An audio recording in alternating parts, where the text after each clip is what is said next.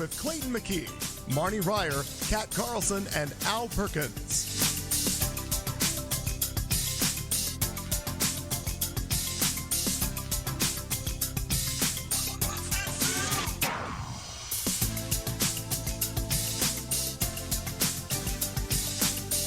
We will be starting tonight's broadcast at the top of the hour. By the way, we're a 3-hour show, so grab a beverage and get comfortable.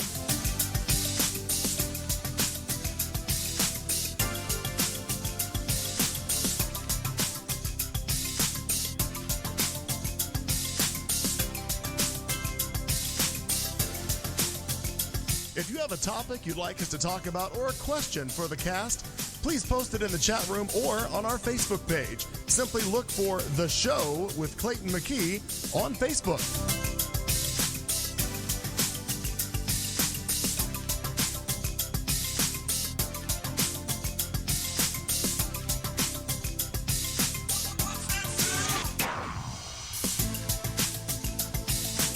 We'll be starting the show in just a few minutes. We're just getting prepared, mixing cocktails and settling in for 3 hours of chat and some non-PC fun.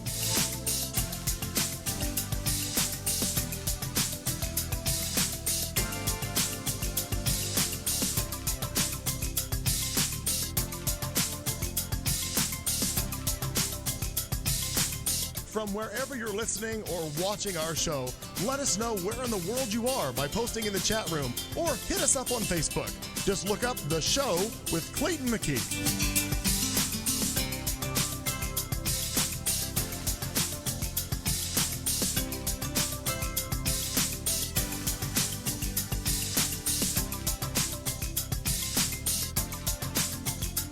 At the beginning of hour 2 is when Al gives us our drinking word for the night.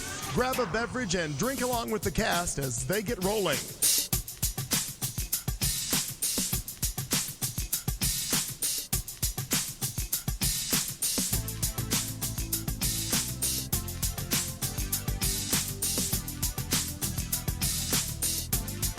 You found Q Talk America.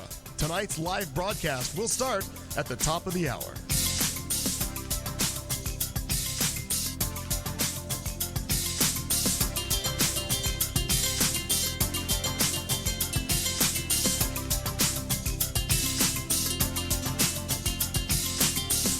We would tell you that this ain't your mom's radio station, but Clayton's mom listens every week.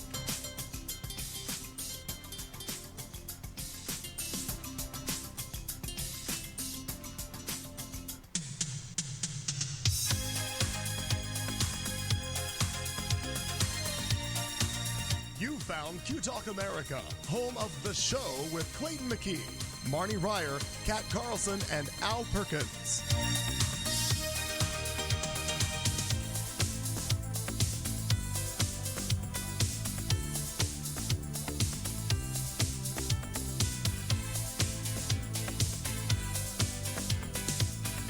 We will be starting tonight's broadcast at the top of the hour. By the way, we're a 3-hour show, so grab a beverage and get comfortable.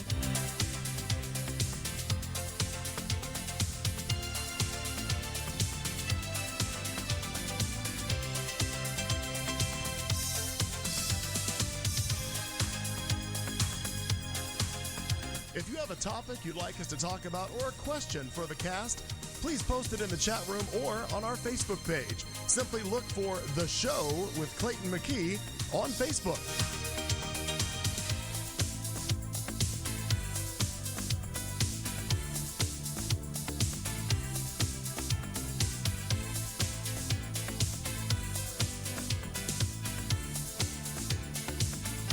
We'll be starting the show in just a few minutes. We're just getting prepared, mixing cocktails and settling in for 3 hours of chat and some non-PC fun.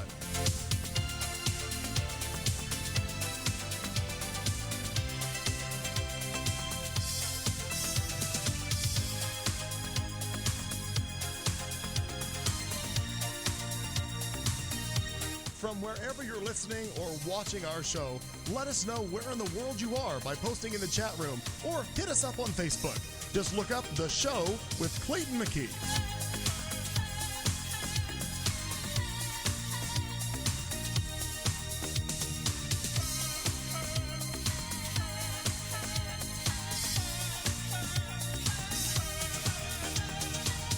At the beginning of hour 2 is when Al gives us our drinking word for the night. Grab a beverage and drink along with the cast as they get rolling.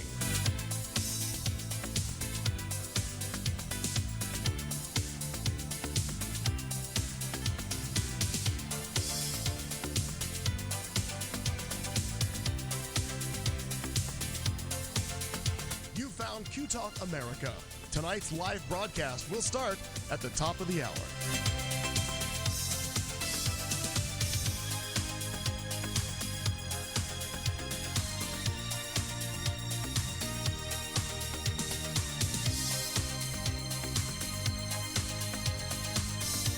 We would tell you that this ain't your mom's radio station, but Clayton's mom listens every week.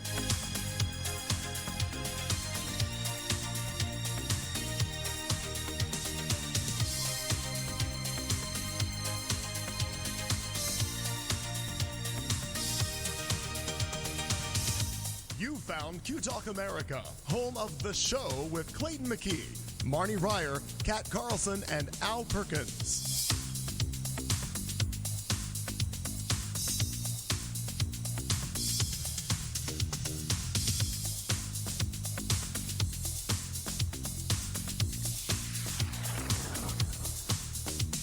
We will be starting tonight's broadcast at the top of the hour.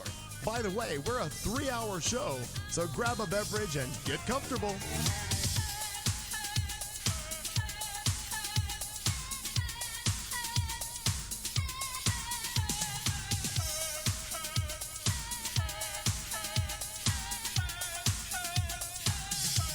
If you have a topic you'd like us to talk about or a question for the cast, please post it in the chat room or on our Facebook page. Simply look for The Show with Clayton McKee on Facebook.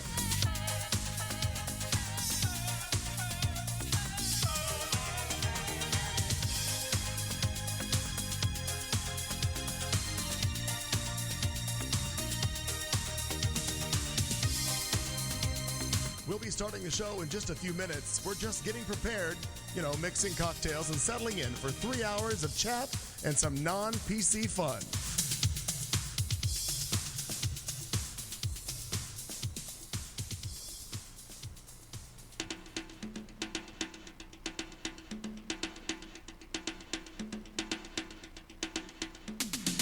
From wherever you're listening or watching our show, let us know where in the world you are by posting in the chat room or hit us up on Facebook.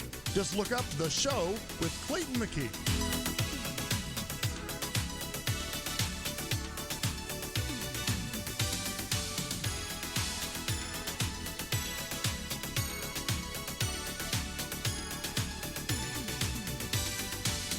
At the beginning of hour 2 is when Al gives us our drinking word for the night. Grab a beverage and drink along with the cast as they get rolling.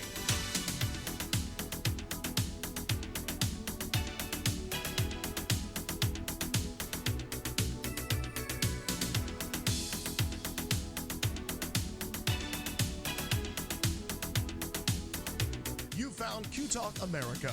Tonight's live broadcast will start at the top of the hour.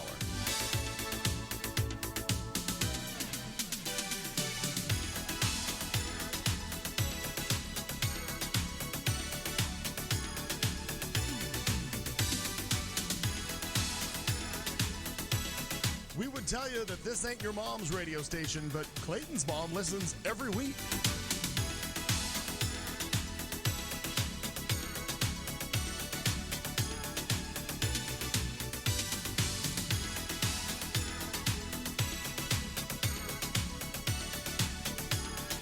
You found Q Talk America, home of The Show with Clayton McKee, Marnie Ryer, Kat Carlson, and Al Perkins.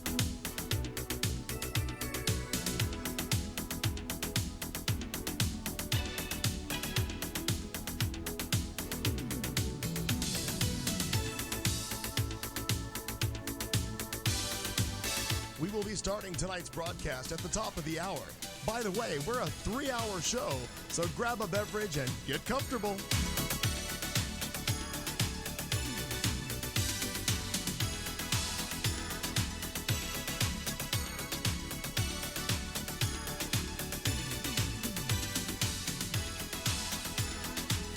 If you have a topic you'd like us to talk about or a question for the cast, please post it in the chat room or on our Facebook page. Simply look for The Show with Clayton McKee on Facebook.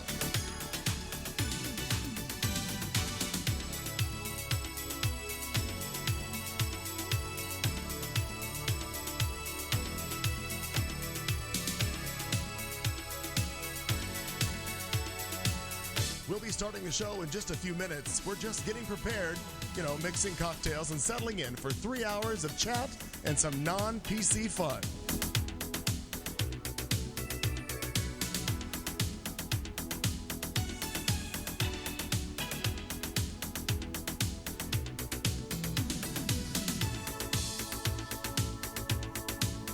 From wherever you're listening or watching our show, let us know where in the world you are by posting in the chat room or hit us up on Facebook. Just look up The Show with Clayton McKee.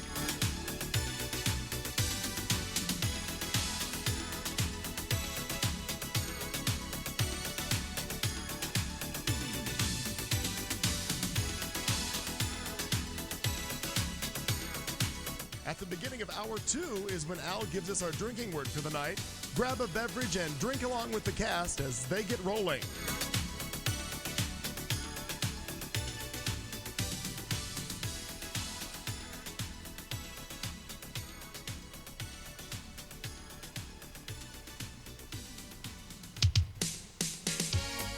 You found Q Talk America.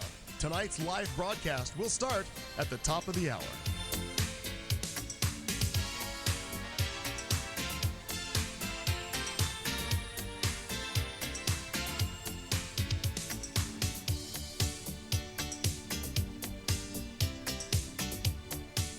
We would tell you that this ain't your mom's radio station, but Clayton's mom listens every week.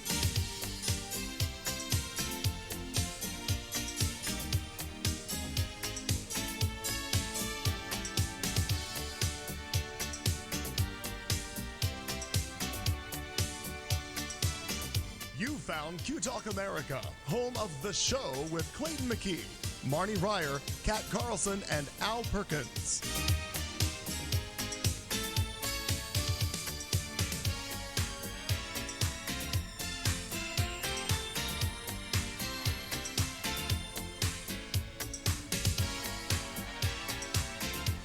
We will be starting tonight's broadcast at the top of the hour. By the way, we're a 3-hour show, so grab a beverage and get comfortable.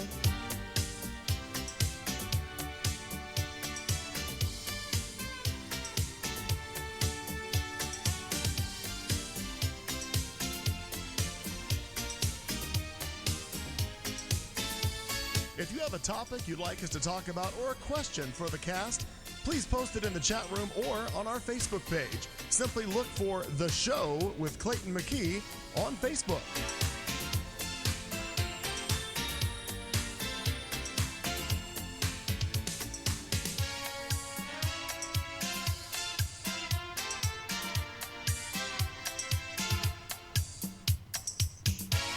We'll be starting the show in just a few minutes. We're just getting prepared, mixing cocktails and settling in for 3 hours of chat and some non-PC fun.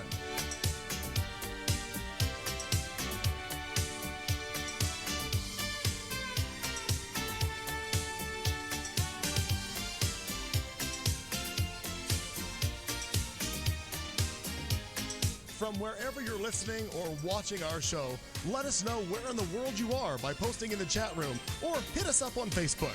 Just look up The Show with Clayton McKee.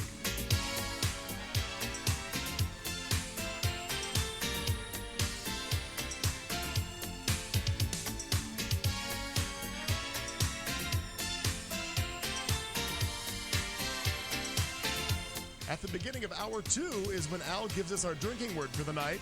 Grab a beverage and drink along with the cast as they get rolling.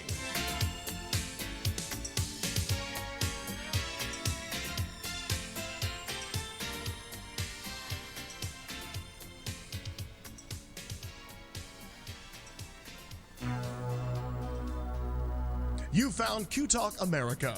Tonight's live broadcast will start at the top of the hour.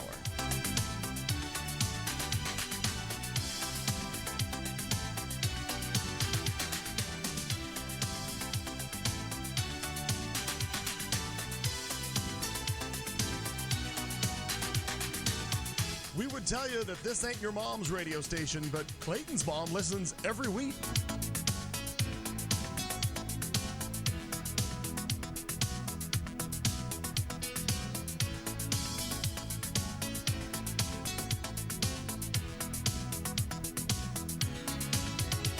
You found Q Talk America, home of The Show with Clayton McKee, Marnie Ryer, Kat Carlson, and Al Perkins.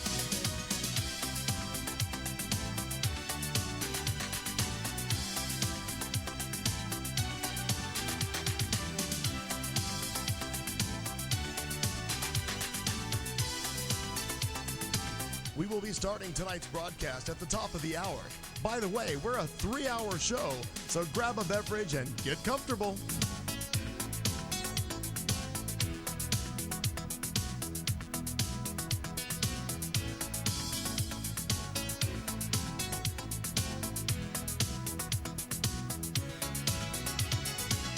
If you have a topic you'd like us to talk about or a question for the cast, please post it in the chat room or on our Facebook page. Simply look for The Show with Clayton McKee on Facebook.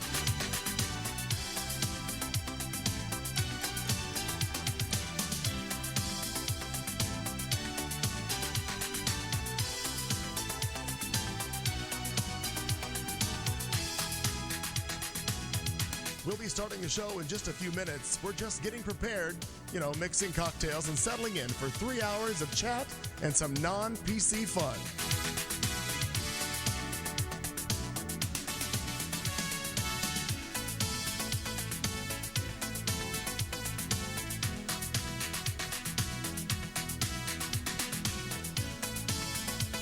From wherever you're listening or watching our show, let us know where in the world you are by posting in the chat room or hit us up on Facebook.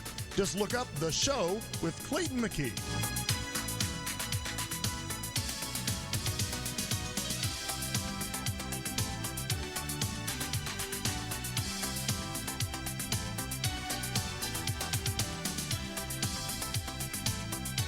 At the beginning of hour 2 is when Al gives us our drinking word for the night.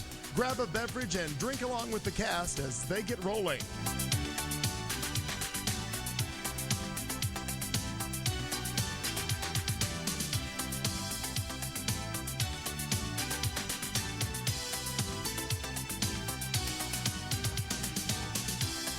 You found Q Talk America. Tonight's live broadcast will start at the top of the hour.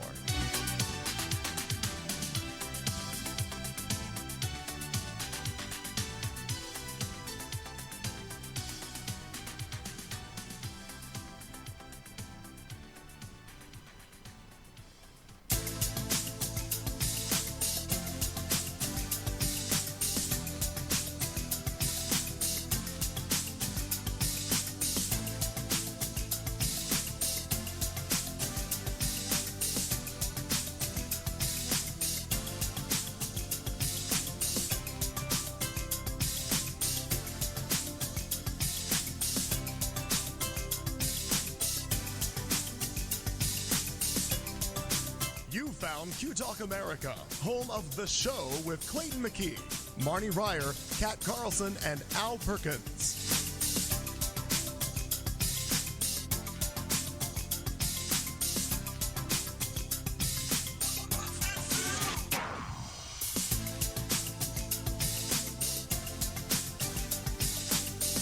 We will be starting tonight's broadcast at the top of the hour. By the way, we're a 3-hour show, so grab a beverage and get comfortable.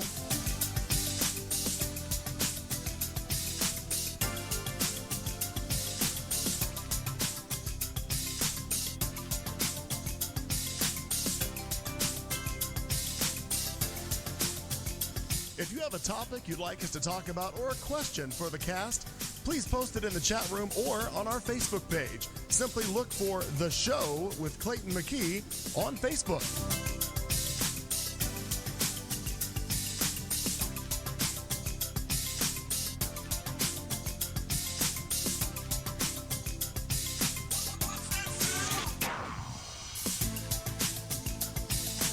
We'll be starting the show in just a few minutes. We're just getting prepared, mixing cocktails and settling in for 3 hours of chat and some non-PC fun.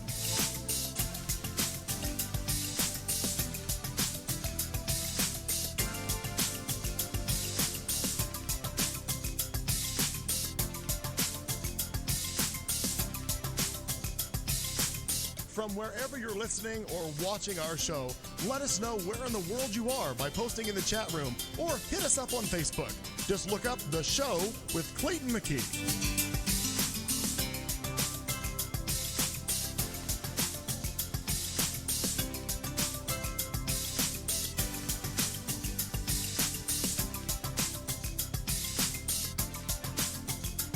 At the beginning of hour 2 is when Al gives us our drinking word for the night. Grab a beverage and drink along with the cast as they get rolling.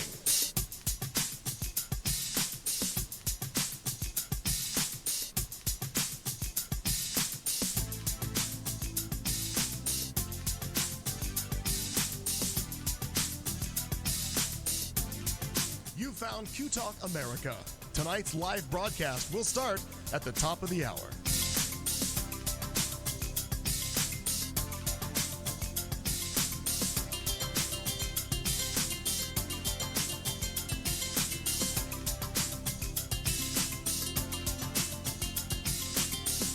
We would tell you that this ain't your mom's radio station, but Clayton's mom listens every week.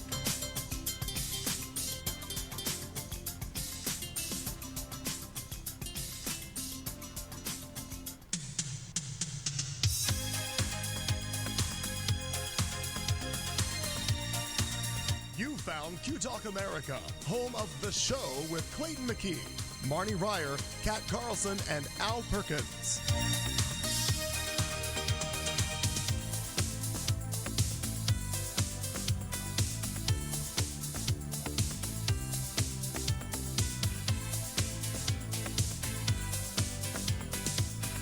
We will be starting tonight's broadcast at the top of the hour.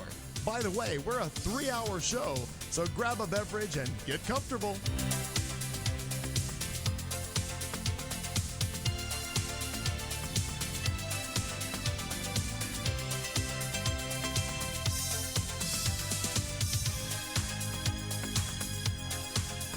If you have a topic you'd like us to talk about or a question for the cast, please post it in the chat room or on our Facebook page. Simply look for The Show with Clayton McKee on Facebook.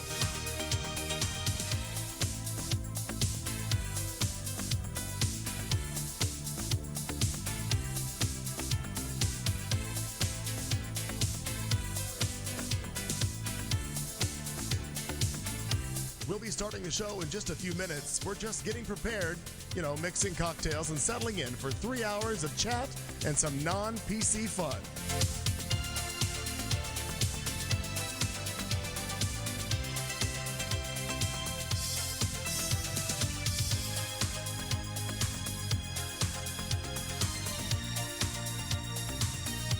From wherever you're listening or watching our show, let us know where in the world you are by posting in the chat room or hit us up on Facebook.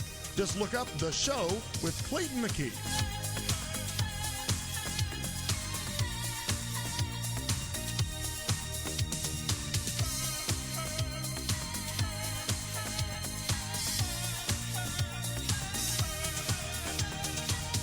At the beginning of hour 2 is when Al gives us our drinking word for the night. Grab a beverage and drink along with the cast as they get rolling.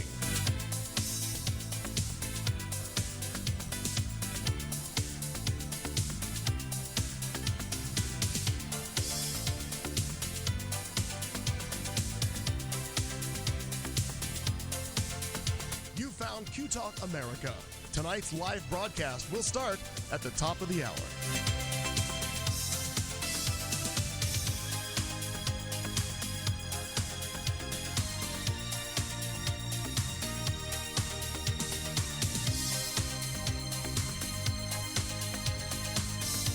We would tell you that this ain't your mom's radio station, but Clayton's mom listens every week.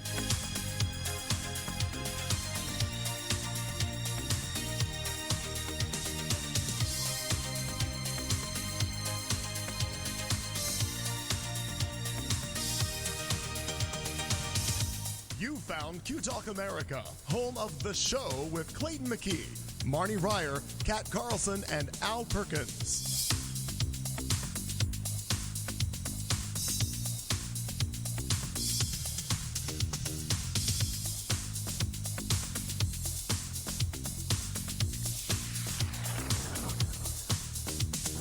We will be starting tonight's broadcast at the top of the hour. By the way, we're a 3-hour show, so grab a beverage and get comfortable.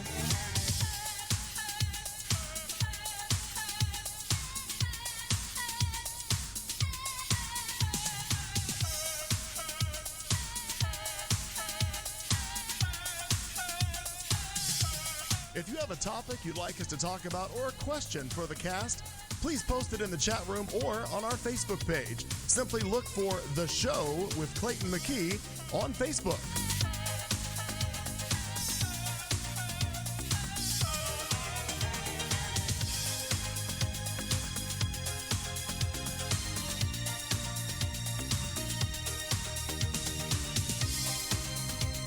We'll be starting the show in just a few minutes. We're just getting prepared, mixing cocktails and settling in for 3 hours of chat and some non-PC fun.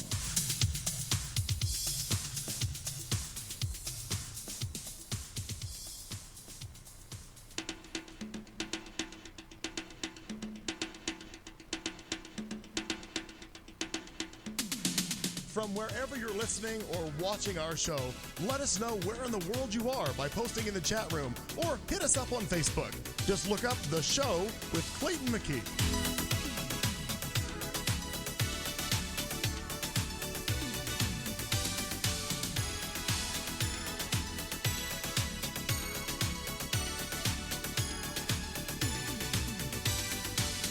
At the beginning of hour 2 is when Al gives us our drinking word for the night. Grab a beverage and drink along with the cast as they get rolling.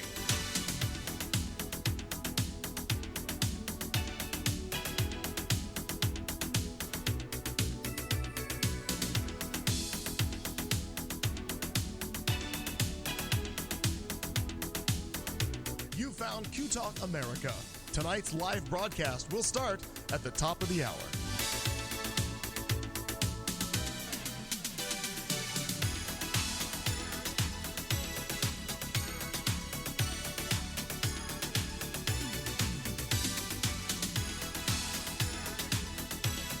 We would tell you that this ain't your mom's radio station, but Clayton's mom listens every week.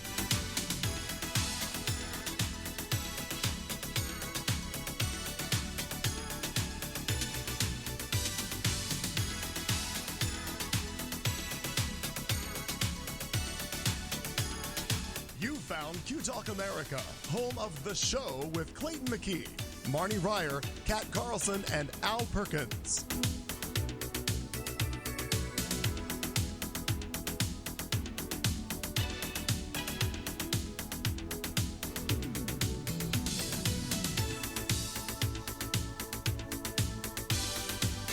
We will be starting tonight's broadcast at the top of the hour. By the way, we're a 3-hour show, so grab a beverage and get comfortable.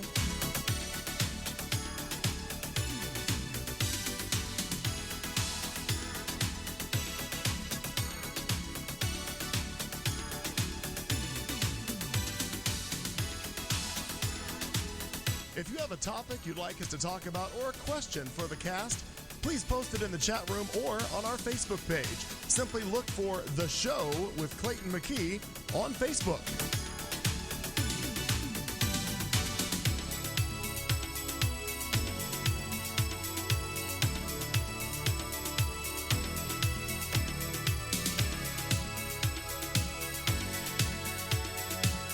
We'll be starting the show in just a few minutes. We're just getting prepared, mixing cocktails and settling in for 3 hours of chat and some non-PC fun.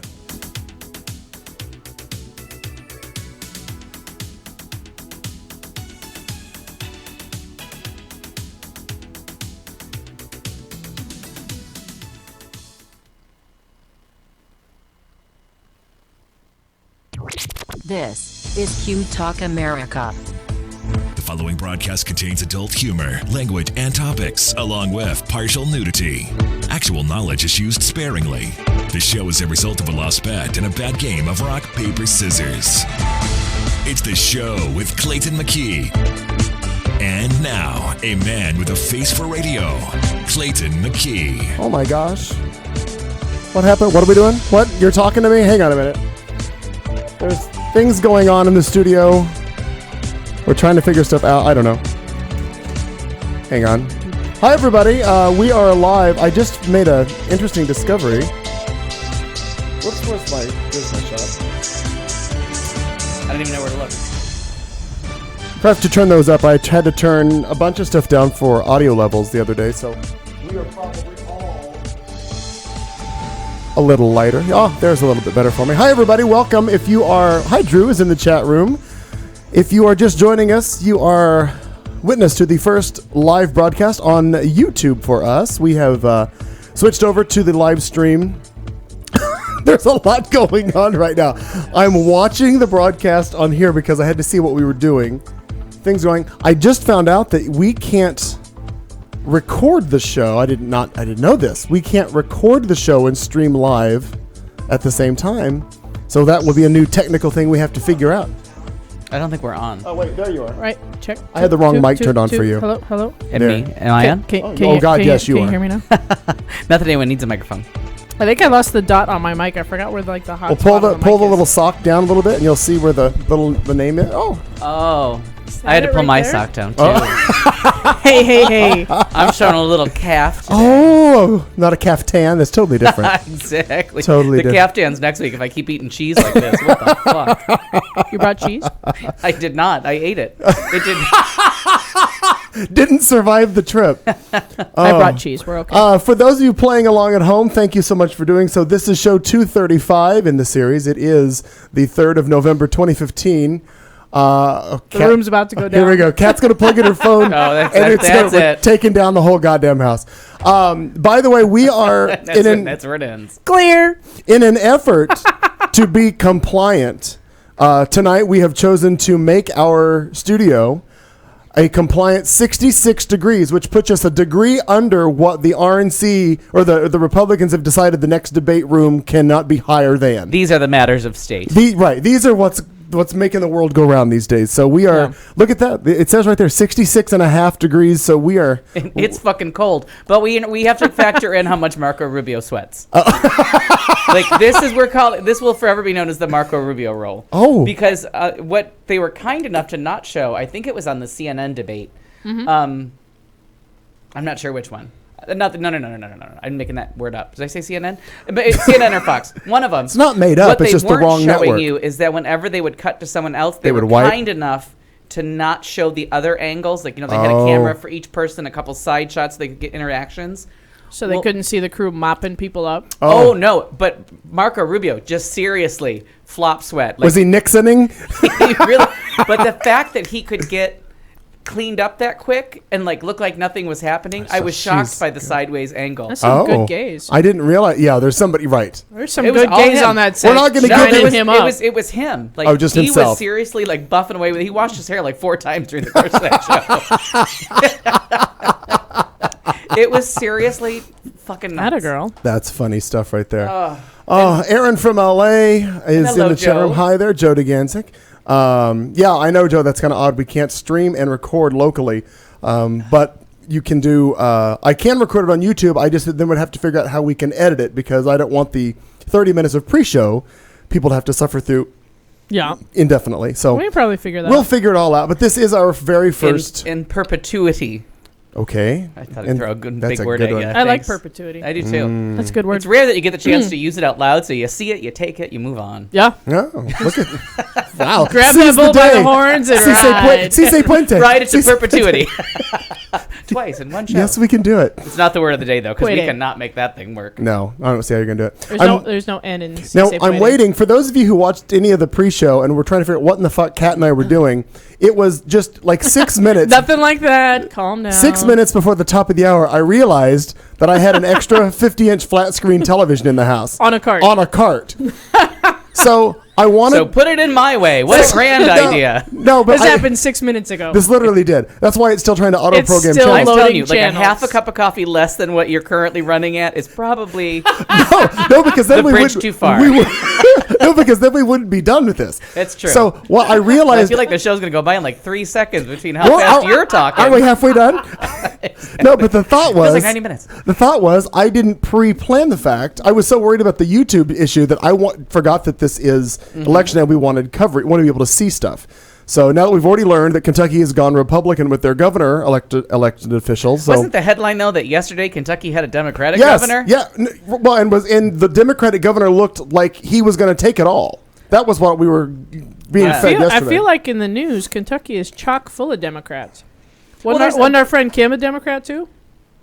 Of the Davis variety? Right. That's what I'm saying. Like, I think they're still in that weird, like they didn't catch up with the '60s yet. And my apologies to people listening from Kentucky of like Sure. Democrats and Republicans But haven't if- made I the was big just switch thinking that. But if I'm not mistaken, the meme that was posted yesterday showed like Kentucky and Tennessee, and it said Kentucky Democratic governor got on board with Obamacare. The amount of people that were insured had dropped. Yet all these good things, which is why they thought they would stay Democratic. And then it showed like Tennessee, Republican, got lambasted Obamacare all the way, and then actually, the uninsured numbers went up in the state. They were just comparing the two. That's why I think a lot of people thought, or at least I did, thought that the Democratic was going to continue on with Kentucky because of, hey, everybody's got health care. But I mean, we're in an off year of an off year. Like, it's, when everyone's saying the election's a year away, it's hard to figure out, wait, there's an election tomorrow? I thought it was a year away. What? Yeah, and again, I voted today, and really, here was what my little soapbox was about this today. got one. This was pre-coffee, by the way. Yeah. My voting. In my district, it was a local election, and again, for those of you who don't think that voting matters, it does. Voting regardless, matters. I don't care if it's dog catcher, Especially dog catcher. Right. affects you more. The only thing that was If you in have a my dog. district that there was on the ballot at all to vote for, period, was one school measure for funding. That was it. That was all there was. That's most of what was on the ballot in this entire state. There But wasn't still, a whole lot it's worth of going. offices up. For those of you statewide. that don't think that it's important to vote, yeah, It's 100% worth going, It's yes. one thing, yes, but you should still go because when it comes around and you want to bitch about it, that it did or didn't get passed, whichever way, you got no dog in the fight. Right, and I have to confess something truly, truly tragic. I you sent my forget? ballot in a couple weeks ago. Yeah. I don't remember what the hell was on it. Well- What did we vote on? I'm pretty sure it was just Was it Union High funding School? continuation. Unions, right. That was it. Oh, okay. Because I'm like, Oh. I can't remember one thing that like I don't have a dog in that hunt. Like I feel like it was all school related. It was. And I really didn't have a docent to walk me through the museum, so I didn't really know like You wanna anything that explain to sounded like people- more money for schools. I said yes to. I'm Yes, like, I was on board. That's what Yay! I did. Win. but it was one of those things that today when I No. woke up, I'm like, no, I know I sent that damn thing in, but what am I going to watch the TV for? Like, and actually, interestingly enough, the votes that we did do in this state for school funding was not more schools it was not more funding for schools. It was just approving the continuation of prior plans. Oh, I gotcha. They come up every couple of years that you have to say, yes, we're going to continue on this path and continue to give this money that's already been set aside. And most of it was from land trusts and bonds. And whatever. okay. Yeah, and it's just continuing it. So it's actually really a shame when they don't pass, Right. because then it's actually literally taking money away. Right. Which, if Ernie's listening, I'm sure she can tell us how horrible that is. Right. Yeah. Considering the pittance that she makes also has to go back to like supporting and feeding the children that she teaches. That like, she teaches, which is ridiculous. the fact Yeah. that we're not as a nation like up in arms and like going to war over that just surprises me on a minute by minute basis. Like, you send your kids, these kids that you won't let have a second row seat or a second place trophy, you are okay with them having the shittiest education going. Yeah. Right. Like, well, you're okay to send. we can't let them figure this shit out because it isn't real. Oh, Certain- It does No. have that. It does kind of education. Fuck it. fuck it. Yeah. Here's an didn't iPad, get it. kid. Good luck. Oh. Yes. So anyhow, I'm still waiting for that to finish. There's a lot. I was so concerned. We're very busy. Well, I was so concerned because I really feel that. Okay, remember, my house was built in 1947, so these are the electrical standards of a house built when nobody had anything but an electric blanket and a night light. That was all they had in bedrooms. Okay, Were back they then. rich? Yeah, they were. Was it the Queen of It England was a living here? wealthy, yes. So in this house, because I have currently 1, 2, 3, 4. There's 4 monitors in here, 2 computers, 13 floodlights. I mean, we got a lot going on in And a this room. TV on in the other room just to put you under the bus there, Al Gore. Different circuit. So before I We're plug, not worried about our consumption. We're So, just worried about it all going getting down. back to the joke about her plugging her phone in is I was going to plug that TV for the election results into a circuit in here, and we opted not to. Yeah. So I fed it from the living room. Seems wise. Yeah. Because I don't Mostly feel like 'cause her my phone's at emergency 8%. exit is clearly marked. Well, hers isn't obtainable at all. Wait. She got, Do we have Yeah. an emergency She exit? has to go through the planet Earth. Can we put Oh no, emergency? she's got to run through downtown Phoenix. The funny thing is, I forgot there's something up there. I was like, you should really get on that. It doesn't actually appear. I was like, wow, there's a funny story here. If you put something behind her, at this point, if Kat leaves and jumps out the window, she's going to be in the winter wonderland. you know, it looks like it's the same temperature outside as it is in this room. Well, these are the RNC conditions right here. later on, we'll conspire. Fire as we get raped by the fire. Oh. Ooh, it's a Cosby song. Oh, okay. Let me That drink was- more wine. Excuse me. Excuse me. I need to Cosby myself. That was not on the agenda today. Oh, I really? checked my agenda. The rape or Cosby? Both. He's going on. He's going on. He's going in front of the judge. though. Yes, he is. Is He he? got called to a deposition by the 24th of November. Fuck yeah. Yeah, By that he's good. crazy pants Janice Dickerson, right? Is that her name? Yeah, but only because he called her a liar. Yeah, 'cause it's for a defamation. It's a defamation Try case. to work the rape into a defamation case. Come on, case. people. Good luck. Yes. This defamation case feels really rapey. I I realize- want one of the jurors to say that. Will there be jurors? I realize that in the shot where Marnie is, you can see the flat I screen. told you Marnie's been replaced by Panasonic. And in just a Just moment, the corner of one. we're gonna, in just a moment, we're going to Just the have. tip. Just the tip. Just the tip. of a Oh my Lord. gosh! Hi mom. She finally got in the. There she is in the chat room. I didn't realize. Had I? She's She in was there. in there before we started. I didn't realize. I didn't see it. I was too busy worrying about 6:57. other she was things. there. Look at her, because I've got mom all set up now. She's watching this on YouTube, big screen, dialed in. She has a phone now, free to make Oh, and phone calls. Halloween's over. I'm thinking, Oh why? fuck yeah! Good thing. Are you sure she's wanting to look at us that close? That's what I'm saying. Yeah, mom is the. Tuesday night, Fright night. Oh, Does it look better now on your TV than it did when you were playing it from your phone? And she'll let us know, I'm sure. God bless anybody that watches. Yes, that stuff. Joe, you are correct. LED lights would save on power. I would like to talk to you about some LED lights for this, because even though these are CFLs, stimulating radio at this point. Also, I could use a nice set of knives. Well, the holidays are coming. I'd like to talk to you about some Some cutlery. I was trying to make a charcuterie plate, and I What in the I fuck is realized my that? knives were missing. What is Isn't that a manicure thing? Like, I don't know. I'm fitting in some fancy. I just went to a I'm fitting in some fancy fucking words. Audio cannot- sounds good on the YouTube Yes, stream. Well, and thank that God was for that. well. That was part of the issue that I did not realize that we were having all the time. That the output was way too high for our stream, so I had to pull it way down. That's why our headphones had to be turned up. Oh, it's because, crackly a little bit, yeah. Ooh, we were pegging the meter on that, and I don't like to do that. Pegging the meter. I think that's a Now, did the euphemism I meter should give her text to consent, Jason or did we Carlton. have to Cosby her? No. In the old days in radio, the meters, when you would peg them, they would bury. I know what it means. Well, I just like to keep people up to date. Oh, okay. I forget radio- we're on TV and someone else saw We're it. an educational program. Yes, that's you can see yourself You know, right if there, you'd put Steve something on that Cerna. green thing, it'd be funny. It's right. I'm just doing a highlights reel already. What would you like? We could go. Hang on, Kat. We'll go to downtown Flagstaff. That's a fun one. Yes. Probably warmer there. No, I don't know about that. Like your Kat said earlier that she might need an Afghan before the end of the show. For real. She's I not- know. It's like there was something on because we had earthquakes, tremors. Oh yeah, really? So we had earthquakes. Did you feel it? No, but the people I was working with knew that it happened. Oh, Like, there they were a ton of people. Oh no, I understand that. I didn't feel a They fucking said thing. according to the people I was working with, people that were sitting felt it, and the people that were standing up didn't. I don't know what the logic is behind that. Is that a metaphor for something? I think so.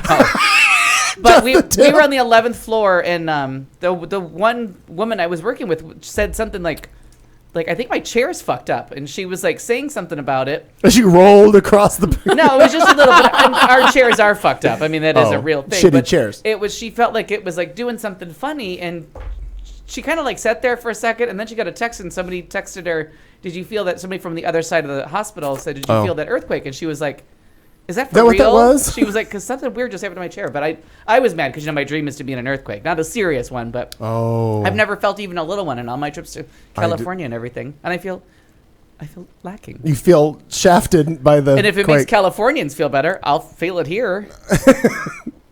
Well, That's what she said. If it makes you feel better, I can touch that here. I don't know if any of you saw the post. I forget. I think it was Buddy Early posted the line about, yeah, you used to live in Cali. You've had worse. Shut up. Oh, right. But I was thinking that about the cold, about the people like it's like one day of slightly chilly, and we're all like, oh my god, I need an Afghan. Yes, it's no, it's So the callers will be like, you don't know what cold is. oh, we're at 66.2. We've gone down 0.3 of a degree. My cold heart. Oh, well, I don't know. Well, We'll see. well. If it weren't true, it'd be funny. For those of you wondering where Marnie is, we didn't kick her out just because we wanted a TV in here. She actually had work duties, and remember, people see you. I wasn't sure if it was duties or work. Either one. Yeah. Marnie's Same song. It's funny. Marty's either in way. a meeting, and she will potentially be here or not. So if you see her, let us know. Let her know we're on the air. Is her meeting at all anonymous? It's a work thing. Oh. She's busy. Oh, who is this? Oh, that's Maureen. So many people. A joke did not fly. Nuh-uh. That dog don't hunt. Is it because I wasn't watching you? I don't know. I don't know. It was. What? And you've got a holiday Starbucks cup. What are you enjoying? gone red. Well, sometimes the coffee here might be a little strong. So I don't know what you're talking about. Can't tell. And I greatly enjoy the coffee in the evening and, And the next morning. and the next morning. Until Right. it wears off on Thursday. Yeah. But I was really hoping to sleep tonight. So When I let just, go of the tree about. yeah, breaking news, the holiday cups are back. Yeah, I saw them on the Facebooks today. Red cups are back. So no, it's just And regular. I love that people post that. Like, it has some great significance. Like, there's all kinds of posts the last days, but the red cups are back. I'm like, It's a cup. It's the coffee inside you want. Like, Oh, no, that's but what you're going for. pan- Starbucks is a cult that I am Oh, it happy is. to belong to. And we're going to talk about a cult in a little while. But Oh, I like it. Not so much part of entertainment. Wah, wah. But I have to say, like, the Starbucks, like, the cult offshoots, like the pumpkin spice people and the red cup the- people, like, they're the red cup people. the occult disciples get really fucking annoying about. Yeah, the And pumpkin there's spice no people bigger are the groupie. worst. I'll kick you out of the way to get to my Starbucks. Oh, I think I know which way you're going on the cult thing for entertainment, though. Yeah. I have a feeling. I think I'm going to wait and see what you do in about an hour when you get to it. It'll feel faster to you. That hour is just gonna fly by. I don't know what you. I don't feel like I'm any more ramped up than normal. Oh, good. Well, then maybe I'm slow. That's how they get you. It's only going to hurt for a minute, sir. Yeah. Only burns at first. Oh. Just breathe. So bring a fire. Breathe into it. Breathe through it. Well, as we sit here around the old oval table, can we go around and see what everybody's been up to? Starting with Ms. Carlson. Panasonic, what have you been up to? Well, at 98%, we've almost scanned all the Their channels. TV doing nothing behind me. Oh, wait a minute. We'll catch up Blitz, later. Blitz Wolfer is going to be all over there in a minute. Where's my bell? You almost hit it. There you go. That's what KTAR calls him. You went right around the rim of it. It was really exciting. Oh, Yeah. you know. Not quite as exciting as if you'd made it. Yeah. All right. So we're at this portion. I don't have a whole lot to report. I am like ears deep in book fair. Oh, very good Yeah. for you. I It's know you're having time. fun. Not only do I work there, but I'm also doing a whole lot of work. You're for also a free. member, not a Right. client. Yeah. Hair Club for Men. So I'm knee deep in book fair, and I had a little bit of family in town this weekend. My father's baby sister, so my Aunt Rena, was in town. Oh, very cool. And how long had And it been still since you'd is. seen this aunt? It's been 12 or 13 years. Hokey smokes. Yeah, I haven't seen her since the last time I was in Idaho, which was a long time ago. Wow. Wow. Long before I moved here. Well, not long. It was 2 weeks before I moved here, but still. How did also are you a Republican debater? Because all of a sudden you're I've been stretching drinking your out. coffee. You've been stretching out truths. So 2 weeks before it became a long time before. All Yeah, right. so it turned out that on Sunday we actually our schedules kind of met up, and we were able to go to have dinner with her. And she actually brought a whole bunch of people, half of which she didn't even know, to the bar on Saturday night, Okay. which was a really fun thing because she's in town for a conference.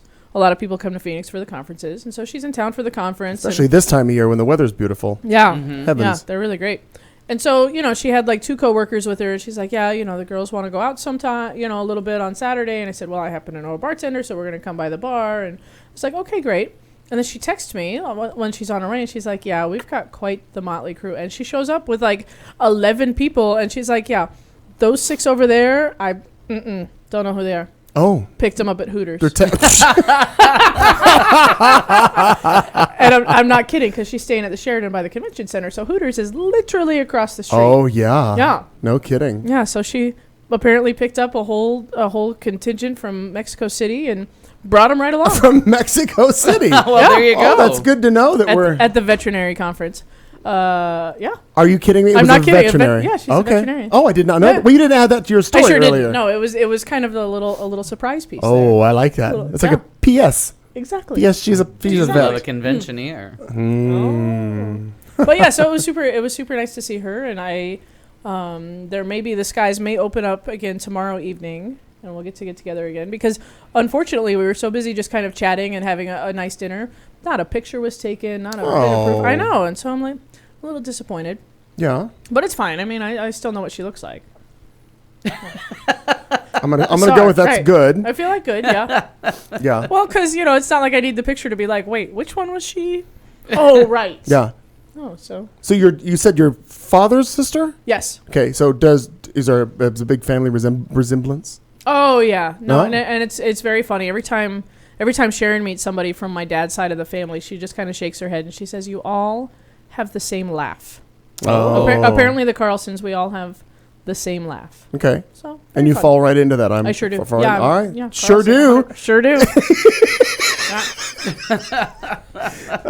Same jeans. And what's funny to me, and I know we've had this discussion before in reference to this one, when he's around his sisters, clearly something rubbed off on them or on him from them when he was growing up, because Yeah. to me, they look alike, they sound alike, you act alike. We do Yeah. talk alike, and I get the accent back when I go back there. Like, Oh. Well, and there's like a lot I of that slide like, into those hard A's environmental- a little bit more. Yeah. Oh. I see that with my kids a lot.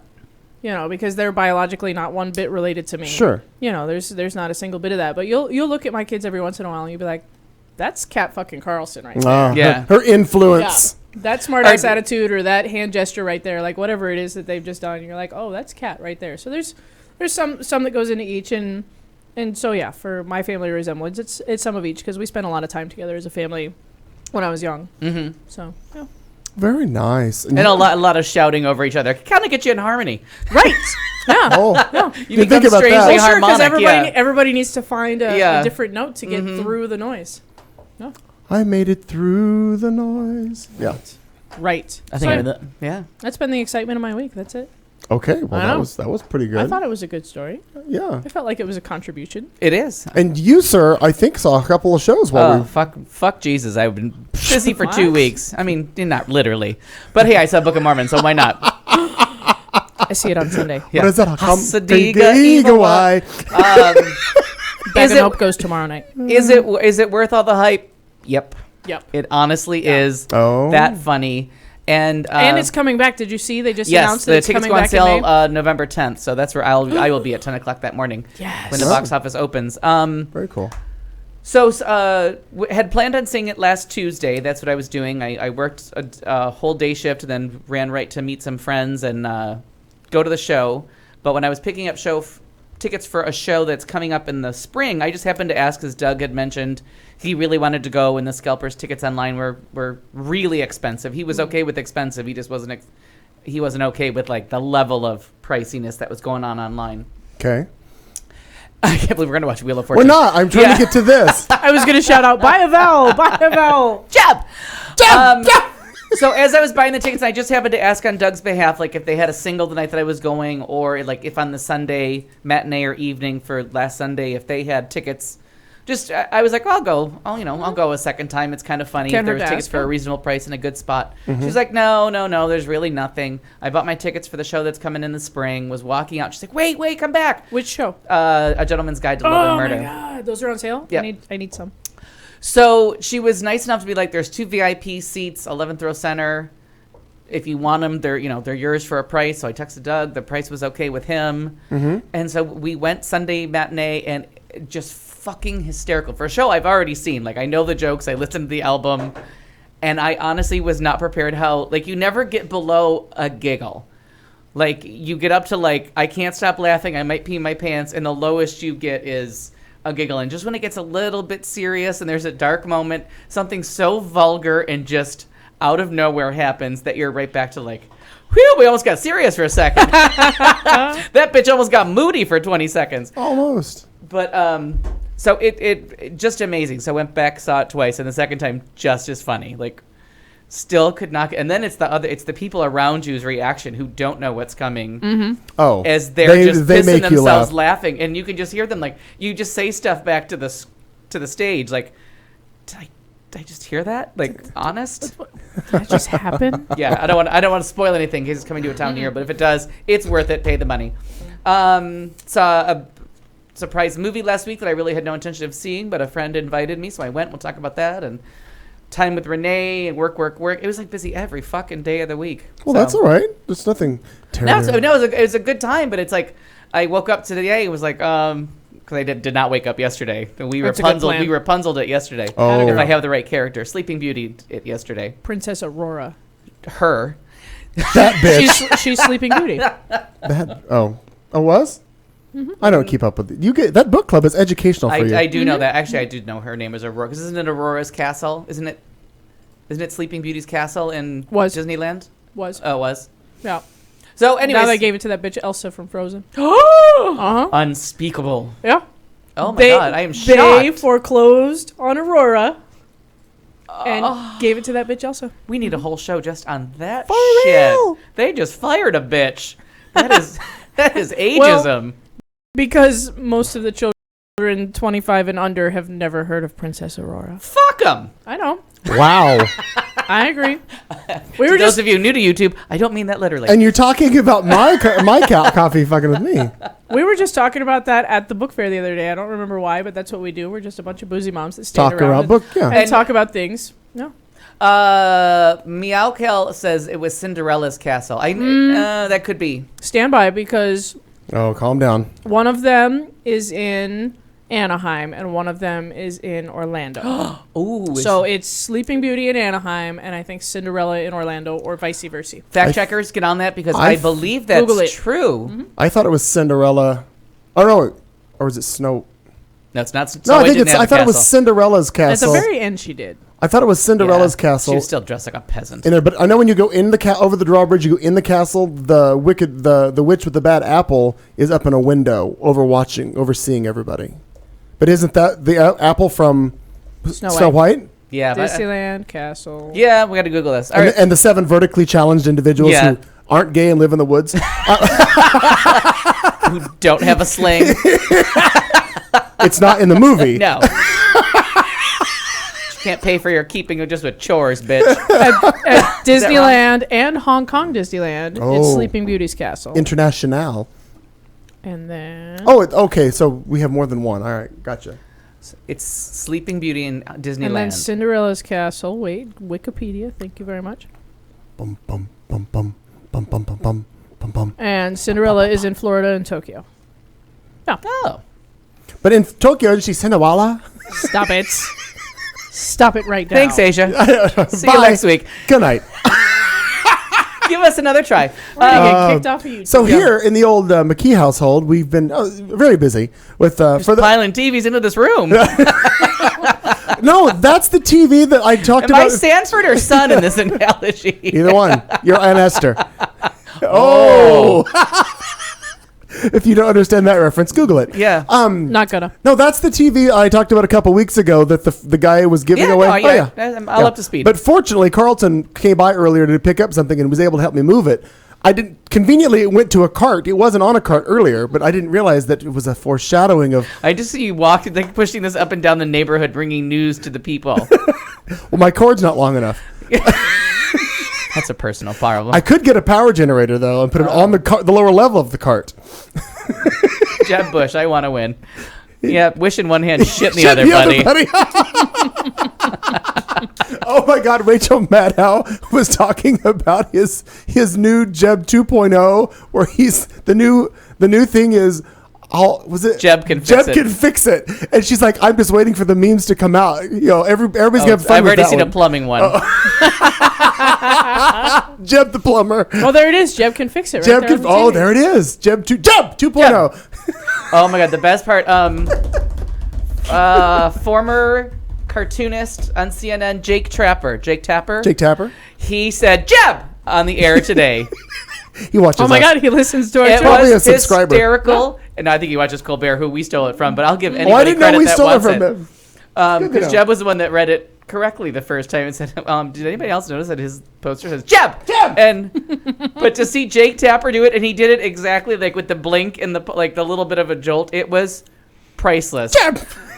What followed was not interesting enough to ever show up on YouTube, but I need Jake Tapper like somewhere saying it. Well, the other thing that Maddow has been doing is apparently on all these different interviews or different places, Jeb makes noises like he did the blah blah blah, and he does the whoo, and he did some Yeah. other things. She's putting together a montage of all of the sounds that he makes. I've been watching her lately. She has been really Very funny. She's very fun. It's enjoyable. I No. DVR and watch her later, but then I forgot with the wonderful time change. Now she's Fuckers. on at 7 instead of 6 here in the wonderful Arizonas. But if they that's leave it alone, amazing. she'd be on at the same time all year round. And hopefully my sister will text me if she's found the link to the show. Because It's in the chat room if you scroll down to the very beginning. she does not do the chat room.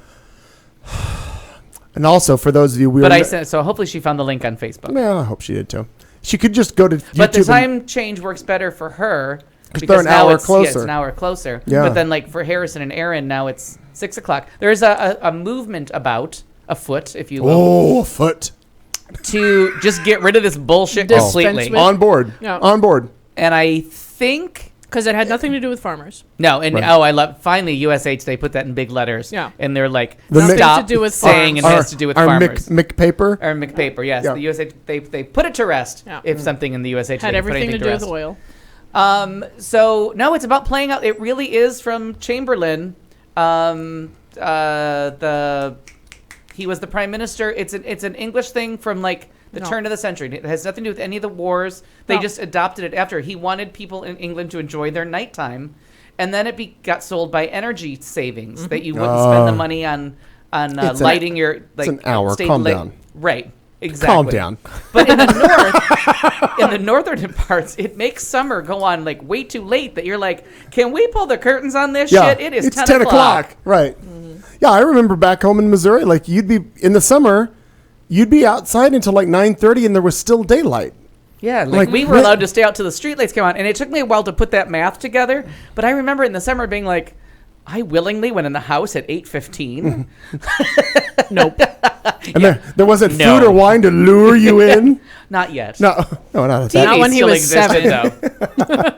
I like for those out of the screen. TV's over here. I could still be lured in by my non-green. We can see just the tiniest little bit of TV.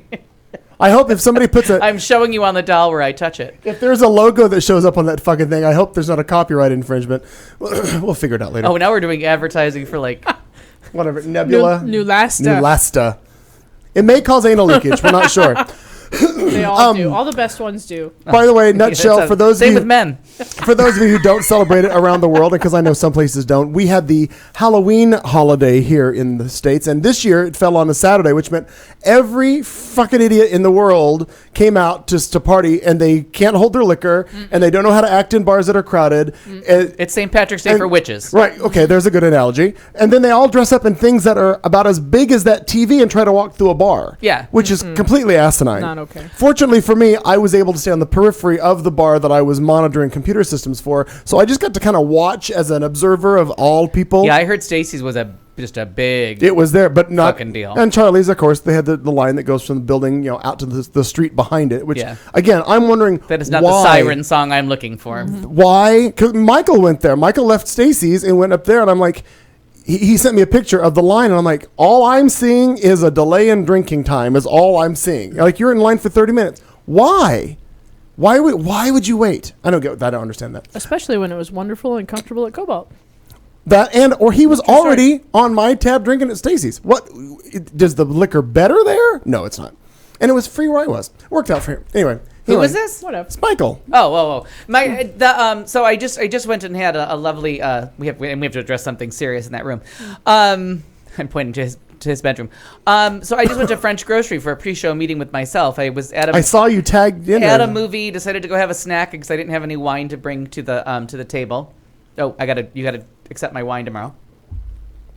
2 things. Okay. It's apparently being shipped. I guess it is. No idea what we're talking about. Oh, so but this cute cutie that is your host at the French The Grocery. French Grocery, okay. Like asked me what I did for Halloween, and when I said, "Oh, I had to work," he looked at me like I had like just lost a parent. I was like, it's I'm it's okay. sorry, you had to work. Oh. I mean, seriously, I was like, do I still have all my limbs? Because I feel like I got a pity look, like I just got amputated. Were you wearing that same outfit? That may have been why. Exactly. Still wearing the costume.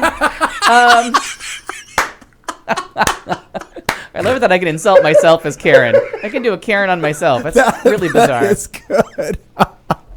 It's very talented. So we talked about this, right, honey? Yeah. What's going on here? No, I always make fun of your clothes and your hair. Yeah. When are you When going are to you do gonna do something about it? it? So anyways, my wine gets delivered. I'm shipping them to your address. Are you going to be home tomorrow to accept a delivery? Are you 21 or over? Isn't it a little bit late now to be asking me that question? Yeah, too late. Okay, so I'll have to be here. So Meowcal, I just have to help you out. Daylight savings is not now. Now we're in standard time. Standard time, Daylight right. savings is in the summer so that you have a dark morning and a light in the evening. So what you actually like is daylight savings time. You don't want to go back to, I think you're in Central Standard Time, if I remember correctly. I forgot what state she's in. He's in.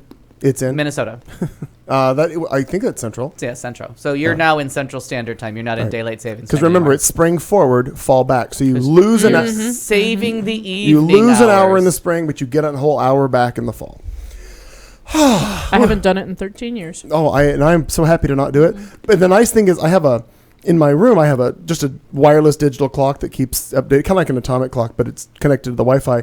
And I have 2 time zones set on it. One is the local, so I can wake up and just kind of go, yep, it's time to stay in bed. Not staying in that time zone. And the other one is for back home because it automatically changes, and I know what time it is back Oh. home. So if I have to call my cousin, I know how much. It's just an hour now.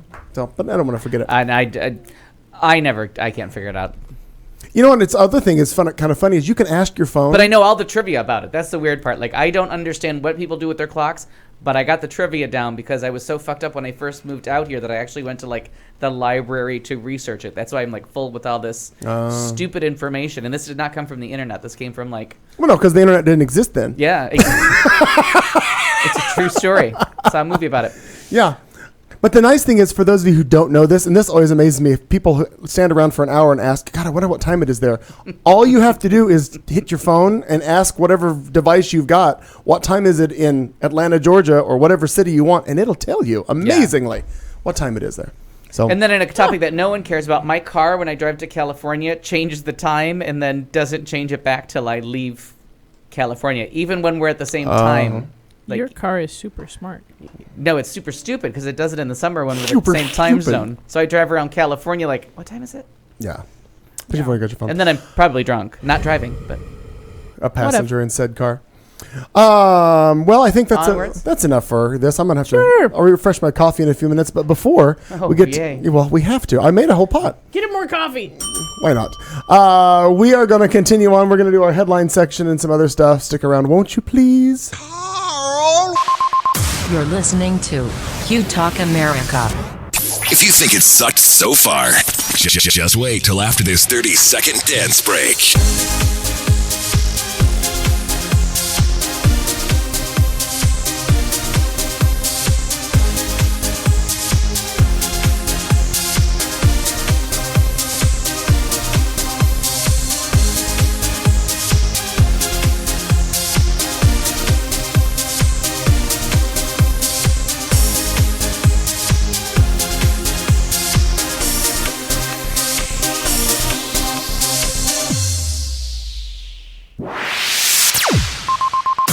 This is the Q Talk America Radio Network. Alrighty, kiddos. Here we go with some headlines on a Tuesday night in Studio C, where there are flat screen TVs everywhere. Thank God I have a level Is it wet pay. behind me right now? Oh, you can trick or treat your medications. Online schools suck. Glory holes are popping up everywhere. Indiana imitates Florida. Oh, remember to save your pennies for 45 years. The war on drugs Surrender. I worship better than you do. My name is Nick, and I'm an alcoholic.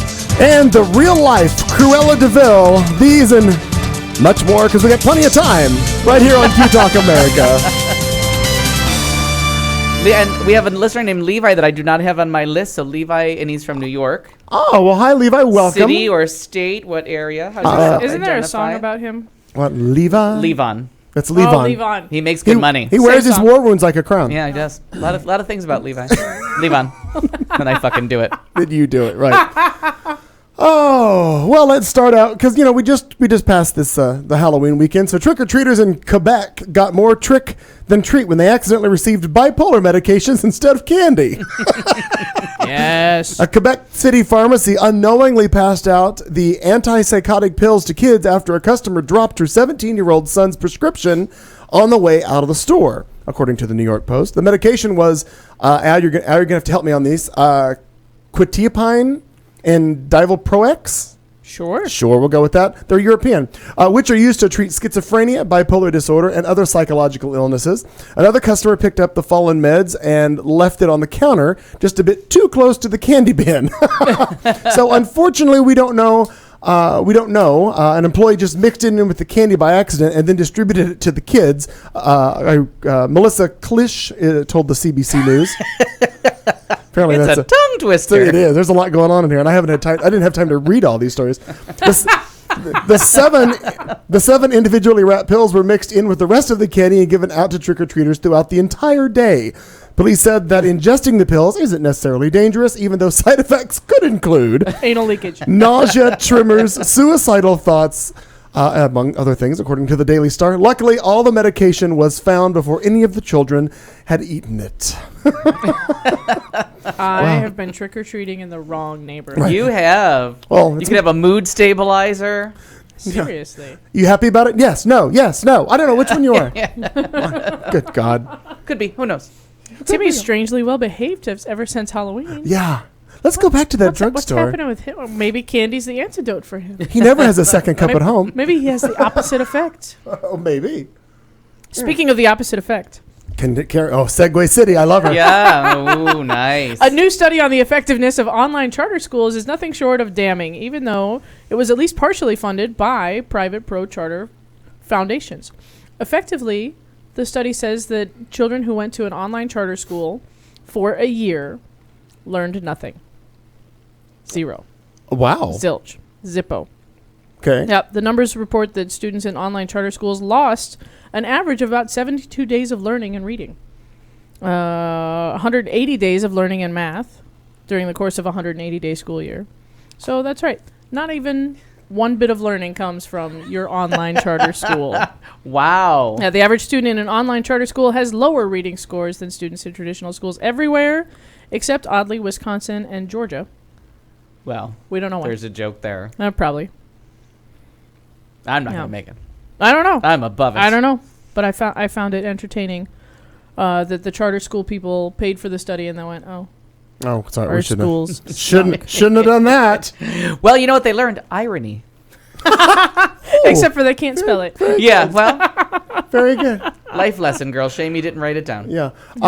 This just in breaking news, Ohio has rejected the legalization of marijuana.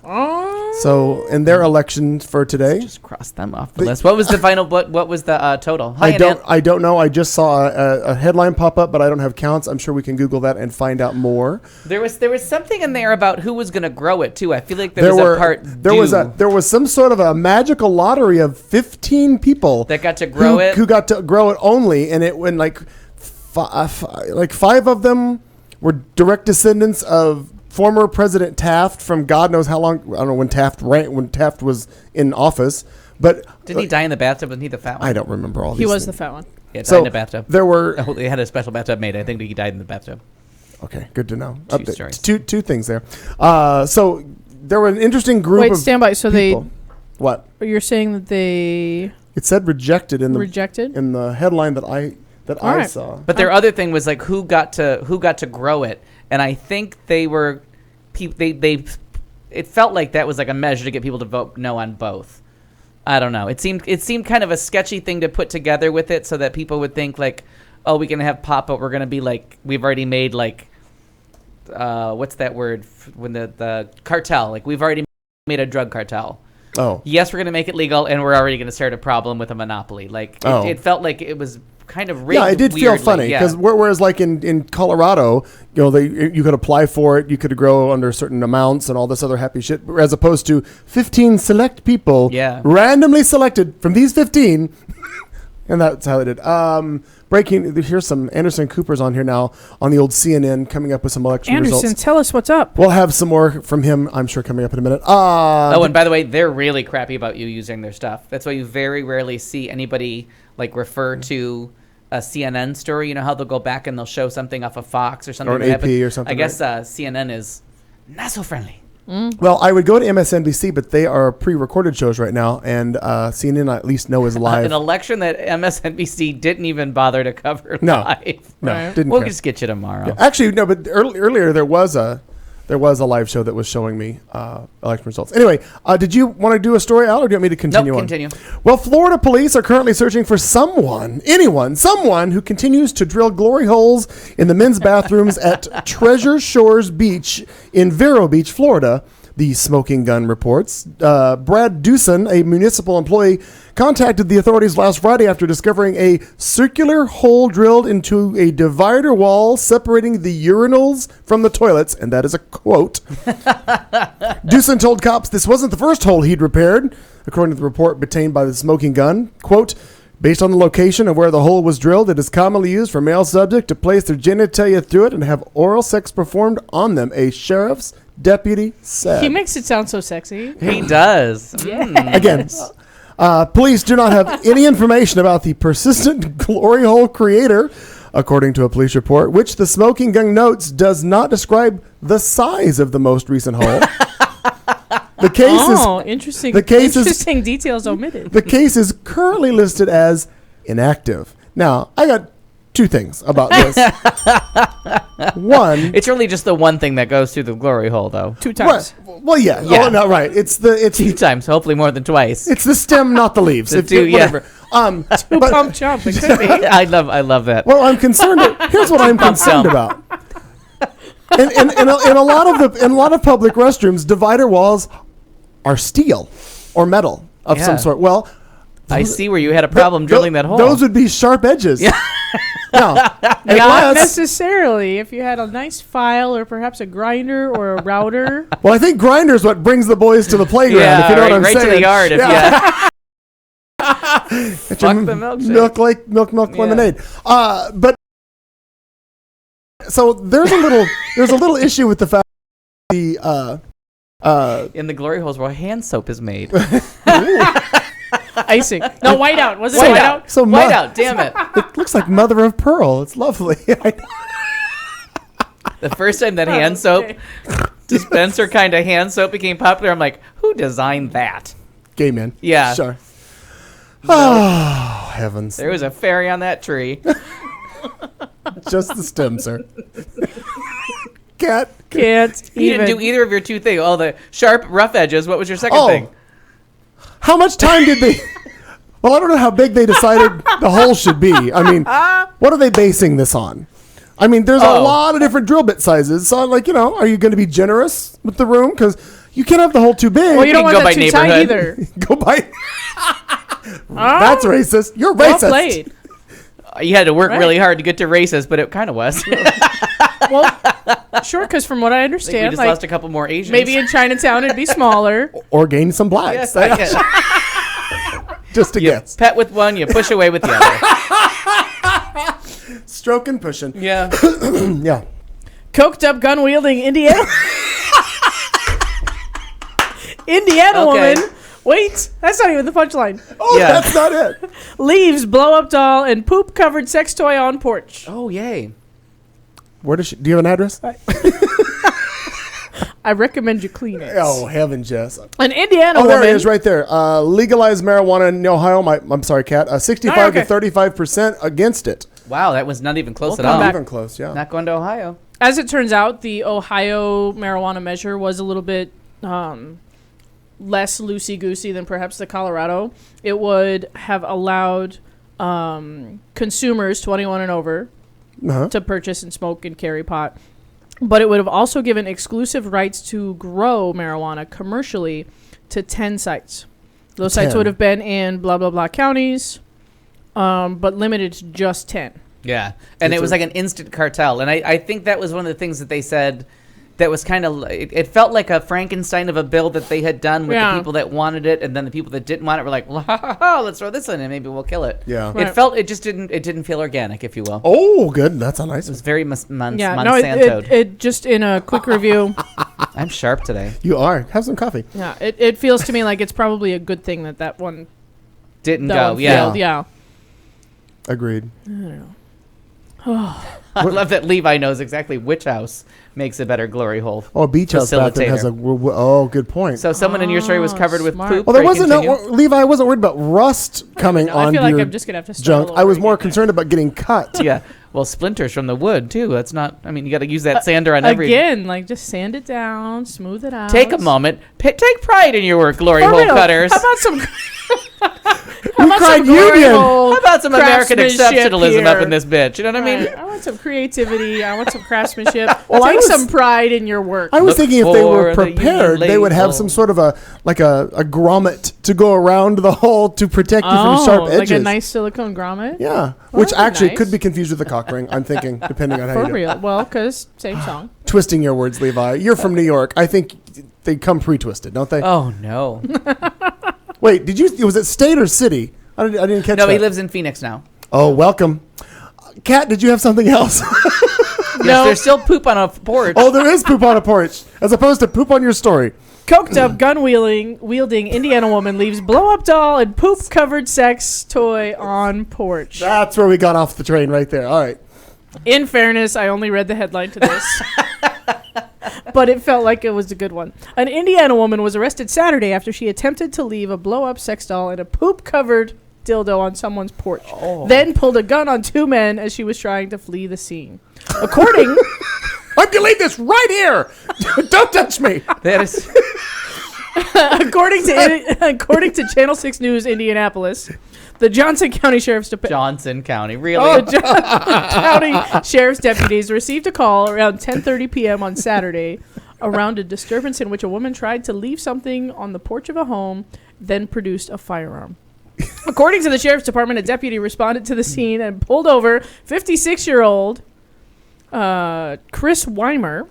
Right, Right. Noting that Weimer was armed, the deputy asked her to exit the vehicle. Weimer explained that she was looking for an old school friend's house in the neighborhood, but could not remember their first name. She claimed she wanted to play a prank on them. Boy, did she. She said she'd left a blow-up sex doll and a dildo covered in dog feces on the porch of a home. Two men had interrupted her, and she became alarmed and pulled a gun on them and demanded that they let her leave. One of the men had blocked in Weimer's car with his truck. Pointing her weapon at him, she reportedly said, "Get the expletive out of my way." Then said, "Are you going to move, or am I going to move it for you?"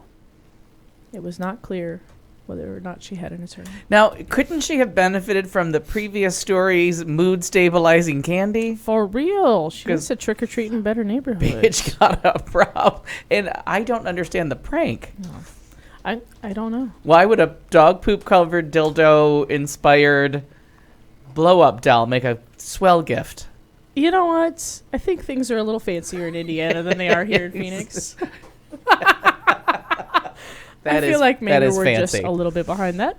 That was a good headline. All right, I have one on this one. All right. Continue on. Okay, so Speaking of Christians poop. protest Church of Lucifer end up fighting amongst themselves.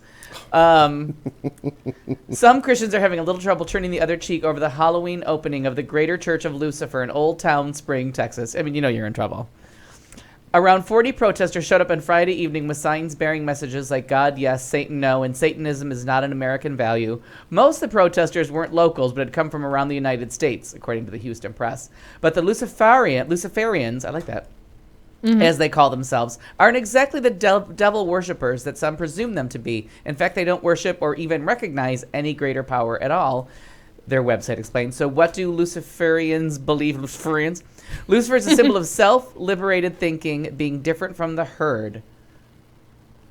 Another co-president added, the church has nothing against Christianity. We're just about letting people find truth for themselves. That philosophy apparently isn't one accepted by the protesters. As the press reported, members of two different groups starting arguing over who was doing a better job at following Jesus. Oh my God. So one's not a devil worshiper. The other two are Christian protesters that aren't local, and they get in a war with each other while the Luciferians are like, we're just going to close the door and do our little service to no higher being. I feel like of all the religions in the world, like the Church of Lucifer might be the most like sane. Yeah, I mean, Because wasn't Lucifer the angel that just did not want to go along with whatever he was told and decided to just go do his own thing and, Go his own eventually way. became the devil because it was going against God? yeah, he was cast The- down. yeah. That was the story I had in my list of headlines. That was, I can worship better than you can worship. I feel like the Church of Lucifer is like, it's like the Fleetwood Mac of churches. Yeah, they went their They own can way. go They their were their own own way. way. I was trying to do that. Damn it. Wow. Very Hello, nice. I'm Harrison. so glad we got there. God, we got to get there So somehow. glad we got there. Ah, Levi has provided a link to tools that might help us in our glory hole. What? what are you? Glory hole And Meow Cal, I tutorials. will not acknowledge a pun about dicks. 8-inch round. Yeah, you hole will talk cutter about it. Yeah, with I will. Adjustable Very good. blade. Oh. Ooh. Oh. Ouch. Well. Is it a multi-purpose driller? Well, it features the Oh, ability to cut I like- drywall, Oh. plywood, plaster, and acrylic sheeting. I don't have a lot of Up acrylic to sheeting issues. 7/8 of an inch thick. Well, that's kind of... There's your agents. Continuing on. Otha I Anders. think they meant the wall, not the... Oh, He's My- 7/8 of an inch thick. Ooh, ouch. my bad. I I'm going to need to read a book while you finish up back there. Oh, that reminds me. Lisa Ling just had a baby. By the way, and there was Oh. I saw that earlier on. She looks I terrific. love you, She does. Lisa Ling. Yeah, great. Otha Anders saved his first penny from more than 45 years ago when he had found it on the ground out walking. The coin Did he pick it reminded up? him to pray and to give thanks every day. Quote, I became convinced that spotting a lost or dropped penny was an additional God-given incentive, reminding me to always be thankful, he said, who is 73 years old. There have been days where I have failed to pray, and more often than not, a lost or dropped penny would show up and then remind me to do so. So 15 5-gallon plastic water jugs and 500,000 pennies later, Anders last Tuesday deposited $5,136.14 into an account to go toward a recent dental bill. He cashed in the coins at a Ruston Origin Bank in Ruston, Louisiana. After that first coin, Anders said his penny pile began to grow, and he ultimately stopped spending pennies and always made sure wherever he made a purchase, his change contained at least 3 to 4 pennies to add to his stash. Aw. Bank Vice President Jenny Cole said it was not a typical day at the bank when Anders had his collection of pennies rolled in on a dolly, but Anders is a longtime customer who they wanted to help. So they said, quote, we value his business as we do of all of our customers, but if we can help Anders with his endeavors, we'd be happy to do so. So Cole said a machine counted the coins. That saved a lot of time, I'm sure. And Origin Bank's part is to help the pennies get counted, so they did that, and Anders got to... So Anders could get on to his destination. Anders will inform us on where he wants the cashed-in money to be placed and what account. Cole said the bank will then send the pennies off to the FDIC, and the bank will receive their credit for them. So, wow, $5,000 worth of pennies after 45 years. And someone told me once, and I don't know if this is true, so everybody can get on this and make it like your homework assignment, but I heard whenever they put out commemorative, like spendable commemorative coins or dollars, and you take them out of circulation to collect them, that's bad for the economy. It causes some kind of inflation because you're taking currency out that doesn't go into like... It doesn't go into a bank. It doesn't go into something that does good. You're just pulling money out of the It's economy. just sitting there idle. And it was one of those things that's always kind of struck me as it was during a political conversation that was Yeah. very serious, and they were like talking about the state quarters that came out, and how much money that just pulled out of circulation. I do remember hearing something and about that. it's always stayed in the back of my mind with commemorative coins that it's more a conservative thing is to not issue those kind of things. That's one of those like conservative principles. So I'm wondering what all the money under my mattress is doing to the economy. Nothing. Oh, I just took it out of circulation. Yeah, and that's You when that's people what they are say, fucked because I store money like in a for mayonnaise some jar reason under there's my some bed. reason why getting like all that change you have saved up and getting it back into the economy is better. Oh. And it's just one of those things. I heard it a long time ago, and I always meant to think about it. So whenever I hear a collector's We'll story, have to I'm like, Google find that somebody who knows what the fuck they're Look at, talking we'll about. figure it out. We'll figure it out. Hey, everybody, we got more coming. More headlines, news stories, entertainment. Kat's got a segment we're going to shit on inevitably. I'm in. Election results. So many things happening. Stick around. We are live for our first night on YouTube. Thank you all for joining us in the chat room and beyond on Q Talk on a Tuesday night.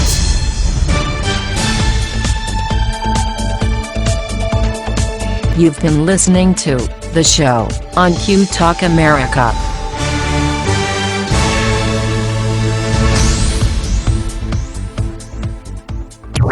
This is Q Talk America. The following broadcast contains adult humor, language, and topics, along with partial nudity. Actual knowledge is used sparingly. The show is a result of a lost bet and a bad game of rock, paper, scissors. It's The Show with Clayton McKee.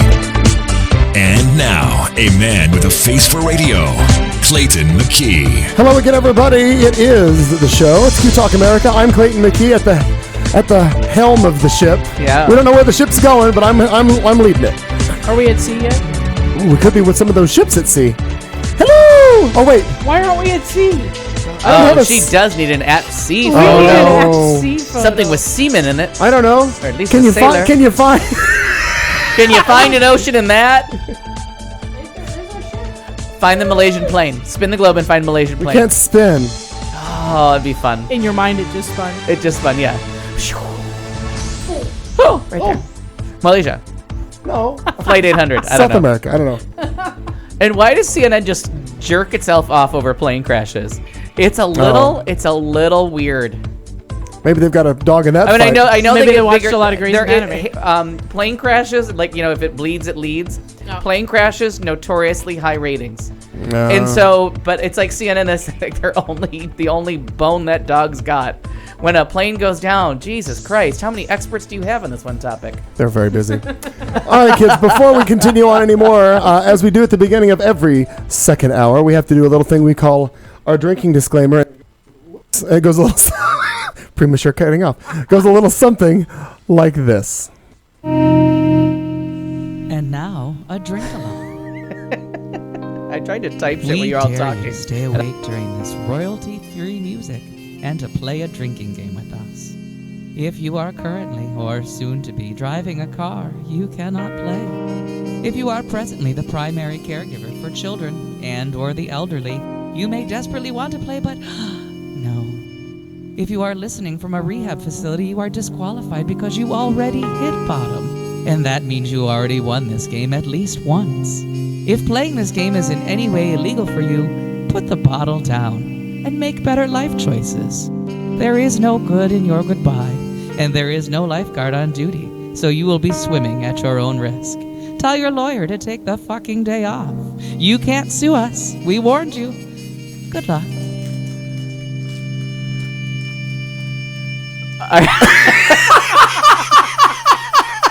I'm really concerned by the lack of peanuts. What? I don't know. What, did you eat all of the peanuts? That's not even possible. Our drinking word, though, is fancy. Oh, fancy. Okay. And if you could play a little bit of that Reba. Because that's Because you might have been born just plain white trash. Oh, yeah. But fancy was a your name. Fancy was your name. Was it? Who making it solid? It seemed like That's how she sings it. yes. I might have been born. I may have been born just plain white trash. But As opposed to what, fancy frosted wasn't my white trash? name. What are you? I want my white trash frosted, please. That sounded like that almost sounded like a Don DeLuise doing that. Well, I know. He made it like Italian, like The Godfather. He's all like, fancy wasn't my name. Oh, fuckers. Goodness. This is a dry cracker. You should try this That's one. what she said. You should try this one. Whoa! Let me see. Do I have? My fancy dry crackers. Good over morning, all you 8 o'clockers. here. Oh, my Lord. Oh, you're what? Oh, you 8 o'clock. Welcome to our show. Do I have? Hang on. I don't even know. I don't know. What do Do I have? We spent a full hour discussing the merits and demerits of daylight savings time. I do have it. I didn't know I had it, but here it is. I remember it all very clear. It was the summer I turned 18. Sure. Play Yeah. it long enough for me to get wine. Well, I don't know why he thinks we should do. He's supposed to be prepared for his segment. Nobody knows. Nobody really knows. Well, have we ever been prepared in our almost 3.5 years of doing this show? You know, I've been on board for a year now, and How's that working out for you? well, I came in soups prepared tonight. Nobody ever said ever. I'm so prepared for the show, said none of us ever in the history. Clean up to my hip. It was red velvet and it fit me good. Here we go.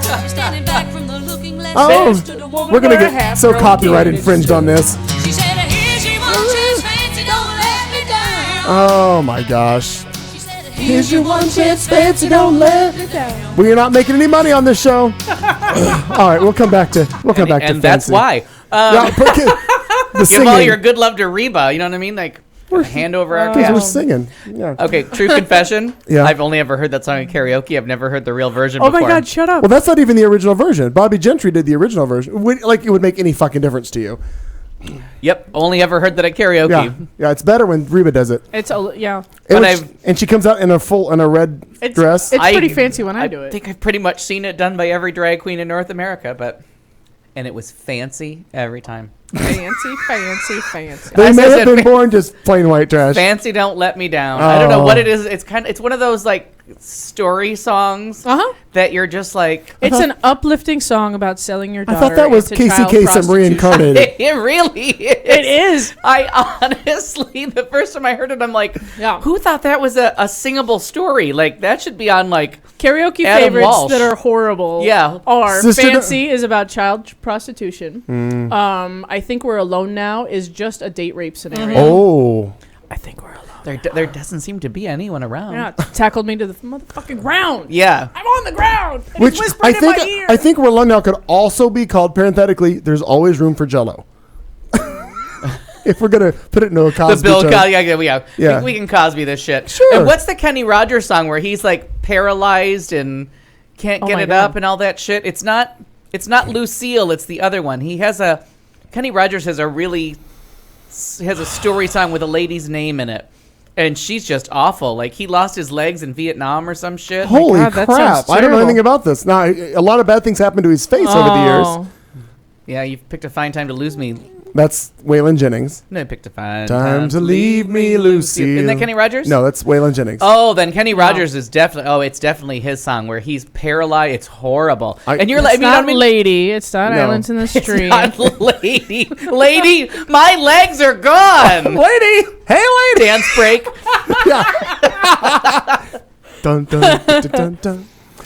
Is it Ruby Don't Take Your Ruby, Love? don't take your love to town. Oh. She becomes Shut a up. hooker because his legs don't Okay, work. I don't remember there being any Kenny story Rogers, about Ruby lost Waits legs in that. lyrics. So can we get some sort of an analysis Wait, I'm of getting this some song? lyrics. Stand by. Song Yeah. analysis on Standing Ruby. by. We Please need to- don't be a fucking whore with fancy. You've painted Yeah. up your lips, rolled and curled your tinted hair. Ruby, are you contemplating going out somewhere? The shadow on the wall tells me the sun is going down. Oh, and so Oh, is Ruby. Ruby, don't take your love to town. But where are the legs missing in this song? Stand by. It wasn't me that started that old crazy Asian war, Oh! but I was proud to go and do my patriotic chore. And yes, it's true that I'm not the man I used to be. Oh! Ooh. Oh, Ruby, Spoiler alert. I still need some company. Oh. It's hard to love a man whose legs are bent and paralyzed and wants Oh. the need of a woman your age, Ruby. I realized. Child porn? It got creepier. I wasn't sure we were going to go further. It suddenly got super creepy. But it won't be long, I've heard them say, until I'm not around. Oh. Oh, Ruby, don't take your love That's to one town. of those songs that you're like, kind of, you think you're going to sing along Oh, to. Ruby, don't take your And then the love to town. words come up on the Yeah. karaoke screen and you're like, Oh. oh my God. Wow. Oh my God, the last verse is so sad. She's leaving now because I heard the slamming of the door. The way I know I've heard it slam 100 times before. And if I could move, I'd get my gun and put her in the ground. Oh my God. Oh, Ruby, don't take your love to town. Oh, Ruby, for God's sake, turn around. 'Cause The fuck? And now what I would do if I were that, to make one of the, what do they call them, the mashups? This needs to be a new segment. Yeah. Now what? Oh, Dramatic readings of of old song lyrics. That's a great segment. That's it's a an fantastic excellent segment. Oh my god. Now read the last Production meeting. Read the last line, and I'll tell you what song it needs to go into. So read the last line again. So, oh Ruby, for God's sake, turn around. Turn around, bright eyes. Turn around. Oh, I love that song. See? The Kenny Rogers, Oh my Bonnie goodness. Tyler I'm mashup. traumatized. Fancy. That song is fancy. I'm super We get gun traumatized. control, paraplegic rights, white slavery. Lisa Ling is all over this fucking story. Holy she- cow. Now I want to know if there's anything in Lady, because I love that song. No, it's Lionel Richie. There's nothing of interest. Lionel okay. Richie wrote it. Fuck it then. Wait, And he there's wrote two it different- after it went bad. Are there two different ladies? Because There's like 7. Styx sings Lady. Right, Yep. Kenny Rogers sings Lady. but is it the same lady? No, No. probably. And Kenny Rogers and the Shady Commodores also ladies. sing "You're 3 times a lady" Right. and "Lady," parenthetically, "You bring me up." Oh, You bring Me me up, up. when I'm down. Up when I'm down. Yeah. Lady, pretty lady. Yeah. Mhm. Casey Kasem did a whole segment once on all the songs called "Lady." I've I'm committed sure he it to did. memory. I'm sure There he- is no paralysis or murder in in Lady. Kenny Rogers' Lady, in case you were How wondering. how does that start lyrically? Lady. Thank you. Beautiful reenactment by Cat Carlson, ladies and gentlemen. No, fine. You got to Google that. God, we've I'm lost your knight control in of this shining shit. armor, We and need I love Marnie. you. She No, keeps we- us on track. We're good. We'll figure this all out. I just got to see. Do I have? If Yeah. I type in "lady" in my iTunes library, what? I didn't. Kenny Rogers' Lady. Yep. Well, no. I don't know if I have. Yeah, that's that one I can Lady. never put a tune to because I always think of, well, I don't know. It sounds like you're singing. Well, Lionel Richie wrote All both. of the other. So, yeah. But I always Now- think of. Oh, yeah. in Lionel Richie in wrote my it too. list of lady. Oh, I have Disco Lady. Hang on, stand by. We're scrolling down. IJKL. Okay, Lady. I have Lenny Kravitz, Little River Band. Whoever mod. Oh, here's this. Wait. Cannot even tell you how much I love to dance around to this Of course you song. do. And then we My have neighbors Styx. hate this song. Oh, of course they do. Well, your neighbors. This is I think your this neighbors is the hate this all is your my music. go-to lady. The, Oh, the Styx really? one. and Are it you goes gonna a play little, Styx? goes a little something like this. Oh, we're still the Commodores. Remember when that Lionel Richie didn't suck? This is back when Lionel that- Richie that didn't one? suck. Now, if you want to go to the next one, which would be this one, right? Dennis DeYoung and the whole group. Yes, I love this song. it's a great song. Yeah. God, I am sure that That makes me want an copyrighted- 8-track player in some old car that I swear I wouldn't know how to drive. Yeah. You would not. I'm Oh, sure. my sister used to drive me around in her car with the 8-track player. Yeah, The Styx. This was on a K-Tel album, though. of course it was. Now I wonder Oh, how this it's. is my favorite part. Oh, sorry. I like the whoa whoa. Oh, whoas. wait till my neighbors find out it's going to be Styx Day tomorrow. Oh my God! Can I come over? I swear to God, they're ready to kill me because I've been playing Evita for 2 days. That is brilliant because I control the music at Book Fair. Oh my God, Styx. Good Day. choice. Styx Day. Good choice. All right. Oh. Come on, go to a headline. Oh, okay. All We'll right. get back to. But get Kenny Rogers' Lady queued up because that's driving me crazy that won't come to mind. Well, I don't have it in my Oh, I just iTunes had it library. on YouTube too. I don't. Well, YouTube. God. We are on YouTube. We have to support YouTube. Now we can't make fun of them. But I've always been a big supporter. I'm just curious to see how many infringements on copyrights that we get flagged with. Right. Oh, I forgot about that. Yeah, We're gonna tons. get kicked off Oh, YouTube. we got I don't 2 know feet if- in the I don't evil know if they kingdom. do that in live streaming. The though. intro and the crossover music already been flagged. Trust. Yeah, but it was not. We are not monetizing, so we're good. All right, turn this off. Why? Because nothing. It's Lisa Ling's looking at me. No, we're getting live updates Okay. from somewhere. I mean, we don't could also go to 60. Let's go over here to the other channel. Stand by. It'll go. Boom. Wait. I know, Still 'cause Lisa Ling. Lisa Ling is Oh, just now it's black clubbing. people. Oh, all right. Hi. Now it's black. It's what? They're pretty. All Yeah, right. there's. Great, Let's go continue, back sir. to our headline segment to Sure. continue on. Let's do that. One of the most persistent troubles with the field of Republican presidential candidates is that candidates love sharing made-up quotes from historical figures. Ben Carson, for example, is a repeat offender. But Senator Rand Paul, for those of you who don't know, parenthetically, he's Republican from Kentucky, tends to be in the league of his own, relying with great frequency on historical quotes Really that good are lesbian movie. fake, misquoted, or taken entirely out of context. Yesterday, which I think would have been one day last week, BuzzFeed's Andrew Kaczynski and Megan Apper went so far as to send Rand Paul a letter documenting multiple instances in which the Kentucky Republican falsely attributed quotes in print and in speeches to the likes of Thomas Jefferson, James Madison, Patrick Henry, Abraham Lincoln, and the fearless leader or founder of this wonderful country, George Washington. The journalist's letter pleaded with the senator to, quote, stop using fake founding father quotes. And while all of this is interesting on its face, the amazing part was Rand Paul's response to the story. The senator talked to the Washington Post's Dave Weigel yesterday afternoon and took aim at the journalist who helped highlight Paul's dishonesty. Senator Rand Paul hit back at BuzzFeed's Andrew Kaczynski Tuesday after the meticulous reporter challenged the veracity of quotes used in Paul's newest book. That guy, Paul said dismissively, referring to Kaczynski. That guy. The only criticisms have come from some guy who's partisan. We discount partisans.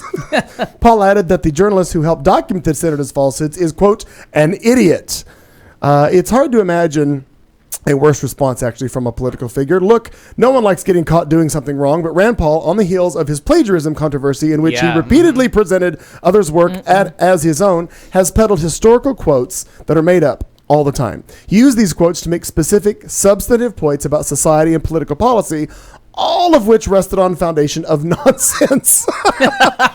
Once his falsehoods were exposed, Paul had some choices. He could blame his staff, he could express some regret, he could promise to make amends, or he could try desperately to change the subject. But Rand Paul, unable to accept responsibility, is instead lashing out at those who, to his great inconvenience, are pointing out reality that he's an idiot himself. Yeah. He did the exact same thing after his plagiarism controversies. It's unbecoming of anyone, but for a presidential candidate to act this way is really just bizarre. And he's bizarre. Like, The there's whole thing is bizarre. There's just no getting around it. But like Herman Cain in the last election had this moving. Oh yeah, it was plagiarized. We may have talked about this. It was just a moving song lyric that he was so proud of, and he didn't quote it to someone. He said, like, as someone wise once said, it was a Donna Summer song called "The Power of One." Yes, and it was the theme from the Pokemon movie. And it was so funny that everyone else was like, well, that's very, the profundities were adding up. Oh my God. And luckily somebody, nicely done. I seriously ate a thesaurus today. Luckily, those Donna Summer fan pages are just chock full of lyrics. Oh my God, they were so on it. It was just a weird thing to say, as someone wise once said, like, that wasn't even a hit single. Like, it was. Your researchers are really scamming you, Herman. What was it? Oh, Herman Cain, right? Herman Cain, Donna Summer. I'm gonna see what it says here. Gawker.com. Why does Herman Cain keep quoting Donna Summer? And he didn't get caught with it for a while because it is kind of an obscure reference, but it's all about the power of one. It begins with believing or some shit. His quote was, a poet once said, life can be a challenge. Life can seem impossible, but it's never easy when there's so much on the line. As a keen Pokemon fan pointed out, Cain is quoting some of the famous sprung verse of the Englishman Gerald Manley Hopkins. But no, actually, it's Donna Summer. And not even like a State of Independence or something. These are the lyrics of The Power of One from a hit movie known as Pokemon the Movie 2000. Yeah. Yeah. It was just a really weird thing to do. Is it okay if we break the Republican primary rules? Well, I thought we should experience it. I know, but I'm serious. I'm not Marco Rubio. I'm not only am I not sweating, I've lost use of my digits. I've been trying to send the same message for like 10 minutes because I can't feel my fingers anymore. I didn't realize how look at my nipples. Oh. I didn't realize how manly the Republicans were. Thank you, no. I kindly turned down your request. I'm not usually especially frail or cold either. Now, what I could also do, shut the fan off. Seriously, when the polar bear comes in, I'm going to wear my surprise face. I'm shutting off we're like the last glacier. Iceberg dead ahead. I'm sitting over here trying not to like sniff into the mic. You did not catch a cold since you've been here. No, but my nose is running. Walking pneumonia. It's going to be snot in my mitten in a minute. We're going to go for that kind of realism. We have to look at something right quick, Kat. We have to go. Kat, we have to go. Let's check the weather. We have to go live. I want to see something. There is See on the green screen the little moth that's there. I want to say if he'd show up, but he doesn't. Oh, it's very Godzilla-like. The moth that ate Point where the Phoenix. moth is. Look at the moth. Is that the moth? Oh, it's on the green Now screen. you can look Kat. at the green screen and see it if you'd like. Oh! A meteor strike. Did you not see that coming? I can't believe you did that. Paper towel, please. She has killed a lonely moth on the green screen, and now she has smeared Well, it. Hang on a minute. No, wait. I'm torn between whether she's going to wipe off her finger or try to save the board. I don't know. Hang on. I I don't need know. to blow my nose because I'm cold. Oh, we can't see the. Oh, I can't. We can't see the smear. All right, so maybe it's not the tragedy we once thought. Well, I was up. Oh God. Oh fuck. What? I'm sure you bought 17 cans of that paint and have the neighbors that own it too. I have a gallon. I thought I'll bet so. it's a latex. I can paint the whole goddamn room in green if I want to. Well, what- and I've thought. Oh, look at that. Latex paint for the win. oh, that is the miracle of Windex right there. It wasn't. It's water. I want money from Windex. Oh, the miracle of Windex. Okay. Thank you. I was hoping that we could see the smear in the shot, but we couldn't. So it's all right. Anywho, where were we? Hey, Tomo, welcome back. Been a Complaining long time. about cold. Oh, hi, Tomo. Good Been a- day, Tomo. As it Been were. a long show. No, we're only an It's hour just and 20 flown minutes. by. We've been a fancy show though. Hey, Oh, fancy. that. Fancy it is. Look at because of the new beautiful French grocery right near me, I can go up and get a fancy bottle of fucking what do you French mean right wine. near you? It's right. It's up there. It's closer than France. She ain't that fancy. Get that Wow. globe up. Hang on. Can we see it on the map? Well, wait. I have to. Comparatively, French grocery, actual France. I don't think that Even Quebec practice this France isn't is even not going close to get by. us to France. That's just the North American continent. See, it's in that dark spot to the right. Here's Al. Okay. Here's the French grocery. Yeah. Here's France. See, my math wins. Super far. No, Super far. it's not on this map either. Right? No. Because there's Al. Where's further South Dakota? There's the French grocery. Yeah. There's further Now that's South really Dakota. tricky when they don't make further South Dakota a very distinguishable color from. I'm into it. I got it. South Further South Dakota. Dakota's right Well, I there. have another map.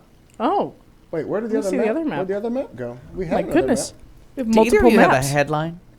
What? What? Are you not thrilled by the map discussion? I am. am not on board with your attitude tonight, sir. or Kat and ma'am? I are playing with the green screen, and I would appreciate it if you would just. Play along. Yes. I want my own goddamn green screen. We're gonna get it for you. I have a feeling it's gonna be on this TV in a minute. Oh my god, that would be Oh, amazing. portable. What? Oh, we can do it. Oh, We could just get a channel that broadcasts that color. The color. No, we can't do it. Won't work the same. I feel like our pre-show meeting is. I feel like it's time to start having production meetings. Oh, you do? No. Okay. Ireland to decriminalize small amounts of drugs, including cocaine, marijuana, and heroin. Isn't that kind? Oh wow, the they went war on drugs is over. full trade spotting In on Ireland. that Fuck forgiveness. yeah. I don't have the map that I was thinking was a lesser quality map. This is the better one. Drug users will be able to use supervised injecting rooms in Dublin next year, followed shortly afterwards by other cities in Ireland, according to the minister in charge of the National Drugs Strategy. You know, I have to say that over the last decade, my impression of Ireland has come. changed. Can we see your impression? Yeah. Of That was your impression of Ireland? I only had a second. What did it used to be? he added this. I had a mariachi. Oh, I get very, very confused by Cinco de Mayo. I'm gonna go get coffee. Like first when Ireland said no more smoking, I thought we have just lost our collective minds on earth. right. The Irish have How given can the up hope. Irish not smoke? Right. They live in pubs. right. They use peat for cookers or whatever the expression is. Like, you know what I mean? Like they're Oh, sure. using peat moss to cook their food. And to like these are heat their crazy hovels, fuckers. right. And they were like, but you know what? We're okay with But no you know what? We cigarettes." don't need to smoke anymore. And then they like legalize gay marriage, and they're like all kinds of Catholic and I really know. kind of proud of it, and really all about it. or Protestant because they're always No. at war over one or the other. So I don't know which one's which. So now but it turns out Ireland is the place that we need to move to. they're like Should- liberal, crazy people. I think here's the plan. I think should something go horribly wrong and we have to say the words President Trump, we all just hop up and find some Irish heritage. Got it. And I do too. Well, Red hair and I mean, freckles. we'll figure something out. I don't think I can get that. We'll figure it out. I've got all the classic trademarks. Right.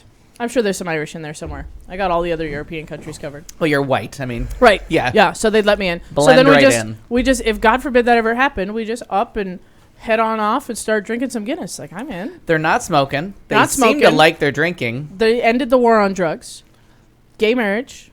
And from Ahead what I of can the see, United that if States. you drive off the road, you just drive into a grassy knoll and all is fine. And just Like, tumble on down the hill. Yeah, nothing. I mean, it does seem like a magical It's very place. fancy over there. It is It fancy. seems magically delicious. And as anybody knows, Oh.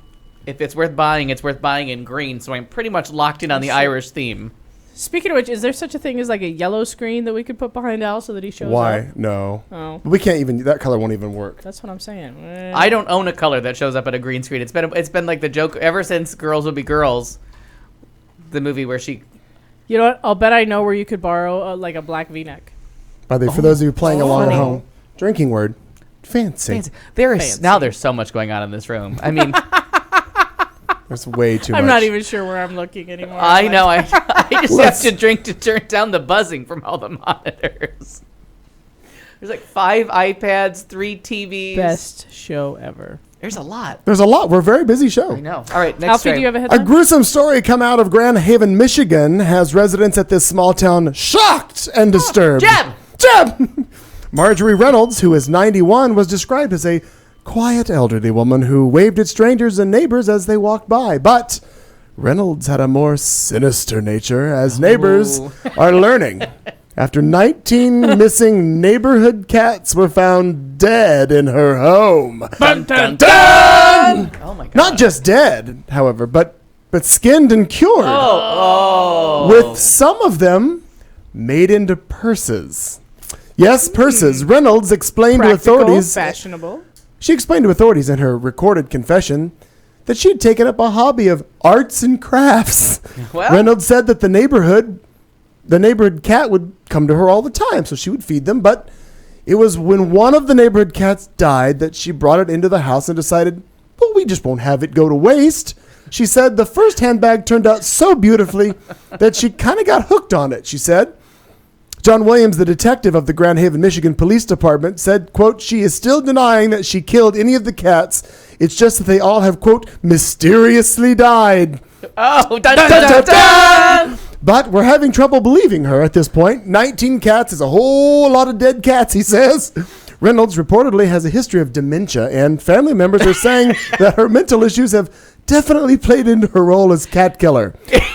Reynolds is currently being held in the Haven Senior Center under mental evaluation. So I guess like pet therapy is not on her list. I wonder if she has one of those bags with her. Is she carrying it through the center? Is it wrong that like that Mrs. Mooney has a pie shop, does her business, but I've noticed something weird. All the neighbors' cats have disappeared. Never saw that show. Sweeney Todd. I know, I was well aware. All right. Meats in the pies, and pies go, meow. Well played. Where's your I'm bell? going to allow it. God, we're all having trouble finding our bells. I think we all need small handheld mirrors. Or casted heads. Can't find my bells. I know I'm near it. We just casted it so we could just chime. It'd be all fucking over. But you know what's so funny about the bells still? I remember the day I can that hear I brought bells. the bells in. Everybody thought it was a horrible idea. And what has it been? It's just been a deep blessing. Like I told you, I loved it the first minute, and the View stole it from us. Bastards. Didn't even no shame even. No, they have no shame. They have a lot of shit going on, though, those bastards over there at The View. Kat, did you have any other stories to go in this segment, or would you like them I can, you know what? I save can it? spread out the fun. Oh, I like this. Spread out the fun. I can let that go. I am going to just let Yeah, that I go. do. Oh, Oh, I saw that bus get to the trains to the station. no. Sorry, I was busy in the chat room. I I'm was sure. chatting. At this point, I think it's time we can go over to our friend, what's his name? Al Perkins with our little. Are you ready for entertainment? Al? Yes, let's do it. Oh, let's go like this. Here we go. That's called hitting the peg. Chris Rock will host Poor the peg. Oscars. Peg in the meter. Peg in the meter. Whatever you're doing. I hit peg. We've been off for 2 weeks, and the whole Adele has a new CD thing has gone from like mystery to I now own it. Me too. Funny 40th anniversaries. We had someone that I kind of like and kind of hate die. Movie recommendation. I have lots of questions about the networks of NBC and Universal. And then some other stuff. Fancy. Entertainment. That's it. Now go.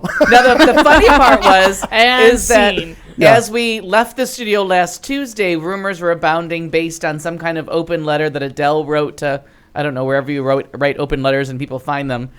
And it The sounded internet. like she had an Yeah. album possibly coming out, and maybe there was going to be a single, and there was talk that didn't know there Adele was- might have a new CD by Christmas. I didn't know there was any mystery surrounding this. Oh yeah, it happened. There was some It speculation happened ahead of Tuesday time, yeah. night into Wednesday 2 weeks ago, and then it went from hello, hello, hello. She might have a CD too. Here's the first single. Album comes out in 2 weeks. It's on sale on iTunes. Yeah. I was like, that was a fast minute. Yeah. I felt like Everyone the whole talked world about was it, on though. crack because we went through like 9 stages of grief over the Adele CD, and then it was just in your hand. I guess Yeah. they released another song today. Hello, hello, hello. Oh, they did. I Hello, didn't know that. hello. Hello, hello. Yeah, hello. What's up, one? I feel like I got an email today that a new song had been released from the album, unless it was just Hello. But maybe I bought Hello separately from the album. I'm not sure. But I just thought that was very funny how fast that story progressed. And then the song Hello, if we could talk about it for a second, Hello. is a stunner. Oh, it's fantastic. Like I thought maybe she had shot her wad on that last CD. I thought, well, that may be all we get from her. Oh. We'll go down the Lionel Richie path. But now, this for those song, of you who don't know the song we're talking about, here's a sample of it for you. Oh, wait. What do I... Oh, hang on. I hit the wrong button. Stand by. Play. Stand by. play. What? Hello, There you go.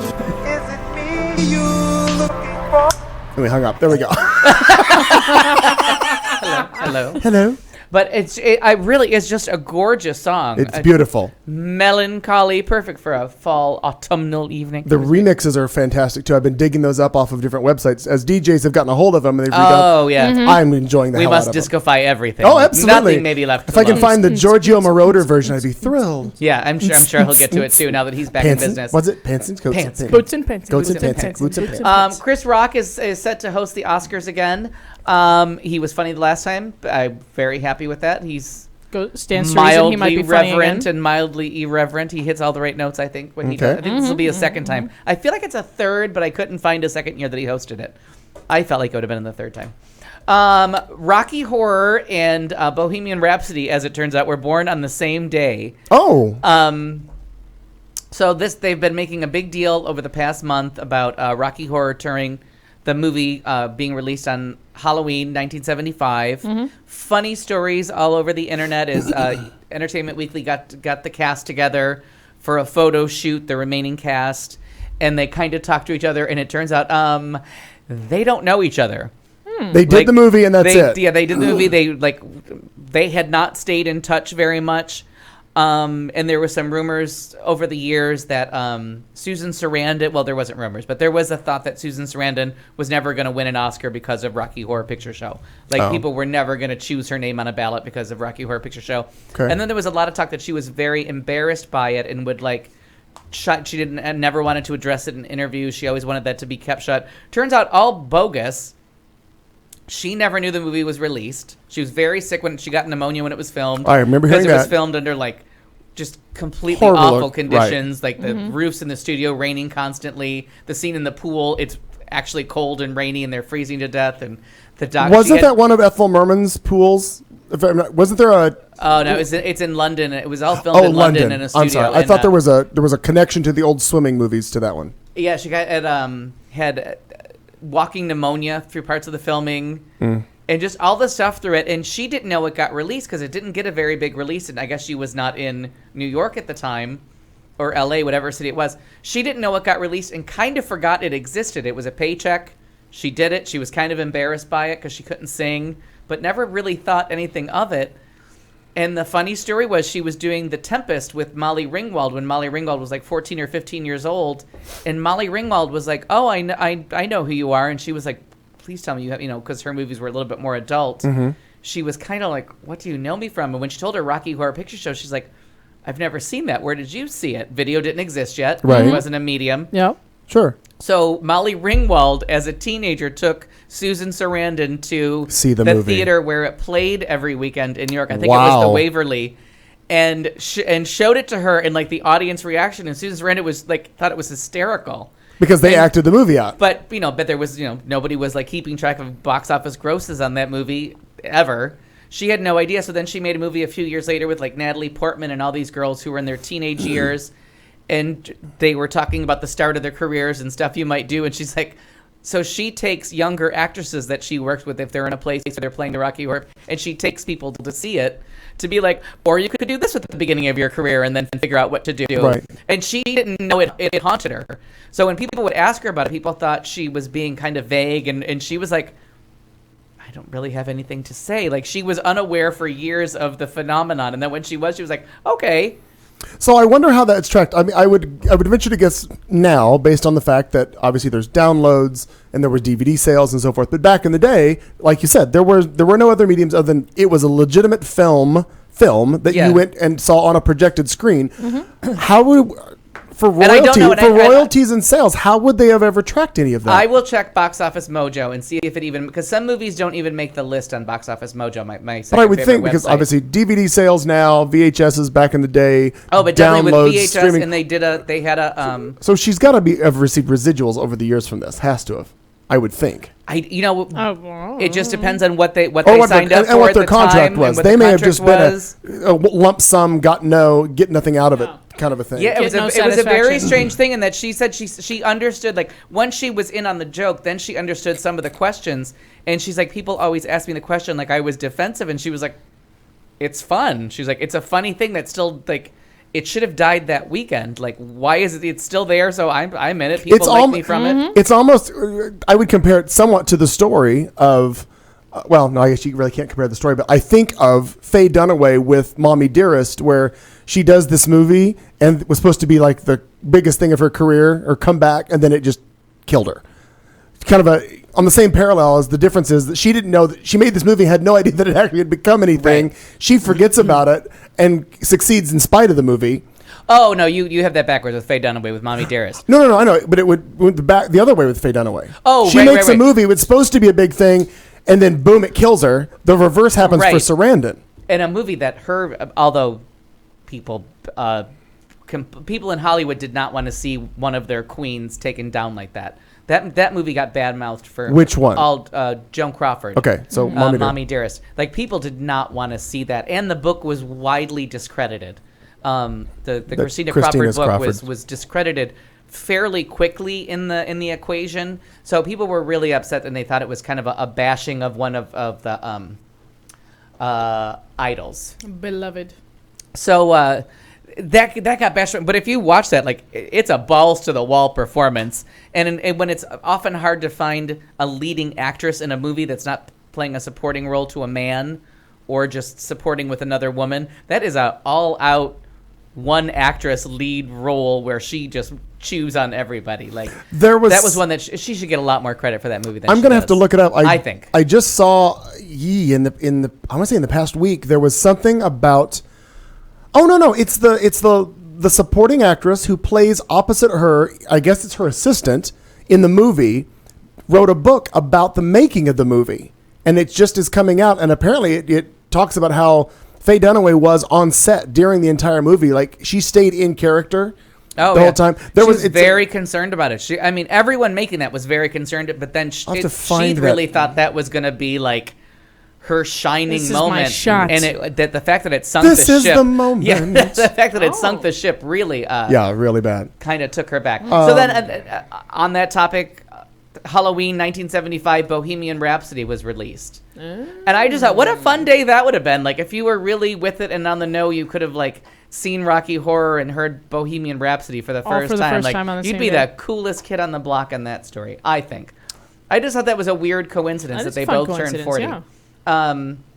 So I put something up about it. Well, look at that. And Someone I Love, Someone I Hate died. Fred Thompson, actor, senator, who always has he's like an onion. You could peel away more of Fred Thompson and more stories come out. He was on during the Benghazi hearings, right? That you're about to say Watergate. Yes. As they were reviewing the Benghazi hearings, and they were saying how biased they were and how unprofessional it was, they were showing clips on different news stations of like Watergate, a serious story that brought down a president, and Fred Thompson was one of the lead attorneys. Yeah. And so all the questioning was done by him and one other man, and they both became famous for it. And there was a young Fred Thompson, and I'm like, wait, you're famous from Watergate? Yeah, I was surprised when I watched the CNN the 70s series. Yeah. Pardon me. He was in that panel. Like, they just cut to him. The voice was unmistakable, and obviously he looked pretty much the same. Back then, I was like, God damn, you've been around longer than I ever imagined. Yeah, and to have such a respected role in that has stayed respected, like the way Yeah. the Watergate hearings went. And then I Googled him, because Mom and I were talking about this just the other day. He was on, I want to say, was it Law and Order for 20 years? He was on that series. I'm like, oh my God. Jesus. And he was a legit U.S. senator, Right. like for 8 years, and then he said, I miss Hollywood, and went back. He said, I know him from The Hunt for Red October. And for those of you who watch, yeah. But then he left. Everywhere you look, he left there he Hollywood is. to go, and then he ran for president in 2008. And sadly, if he had won and gone for a second term, he would not have lived through it because we're still in what would have been the middle of his second term. The other thing, for those of you who don't fully remember who we're talking about, and you may only know him from cable TV runs a lot of commercials that he's in. He was a spokesperson for many years for Second Mortgages. So he's one of those people. Reverse mortgages. Reverse mortgage. Yeah, I'm sorry. I wrote something funny on. I thought it was funny on Facebook. Was it fancy? Yeah, it was fancy on Facebook. That I was like, I hope I don't want to ever be old enough to understand what the hell a reverse mortgage is. But if you watch TV and there's a reverse mortgage thing where he talks about it, and he actually buys walking down a sidewalk, he buys a newspaper from a newspaper salesman named Jesse, and he says, "Hey, isn't that right, Jesse?" And he flips a quarter at him. That's Fred Thompson, so he can in the still commercial. flip a quarter. Well, not now. Now. Maybe not today. Sadly, During quarter flipping duties done. Finished. Yes. So I mean, it was just really weird, and so like really enjoyed him and all that he did, and then I thought he was a great actor too. He was a little bit of a shitty. His run for president kind of tarnished my goodwill towards him because I really thought he took some like cheap shots during his brief run for president.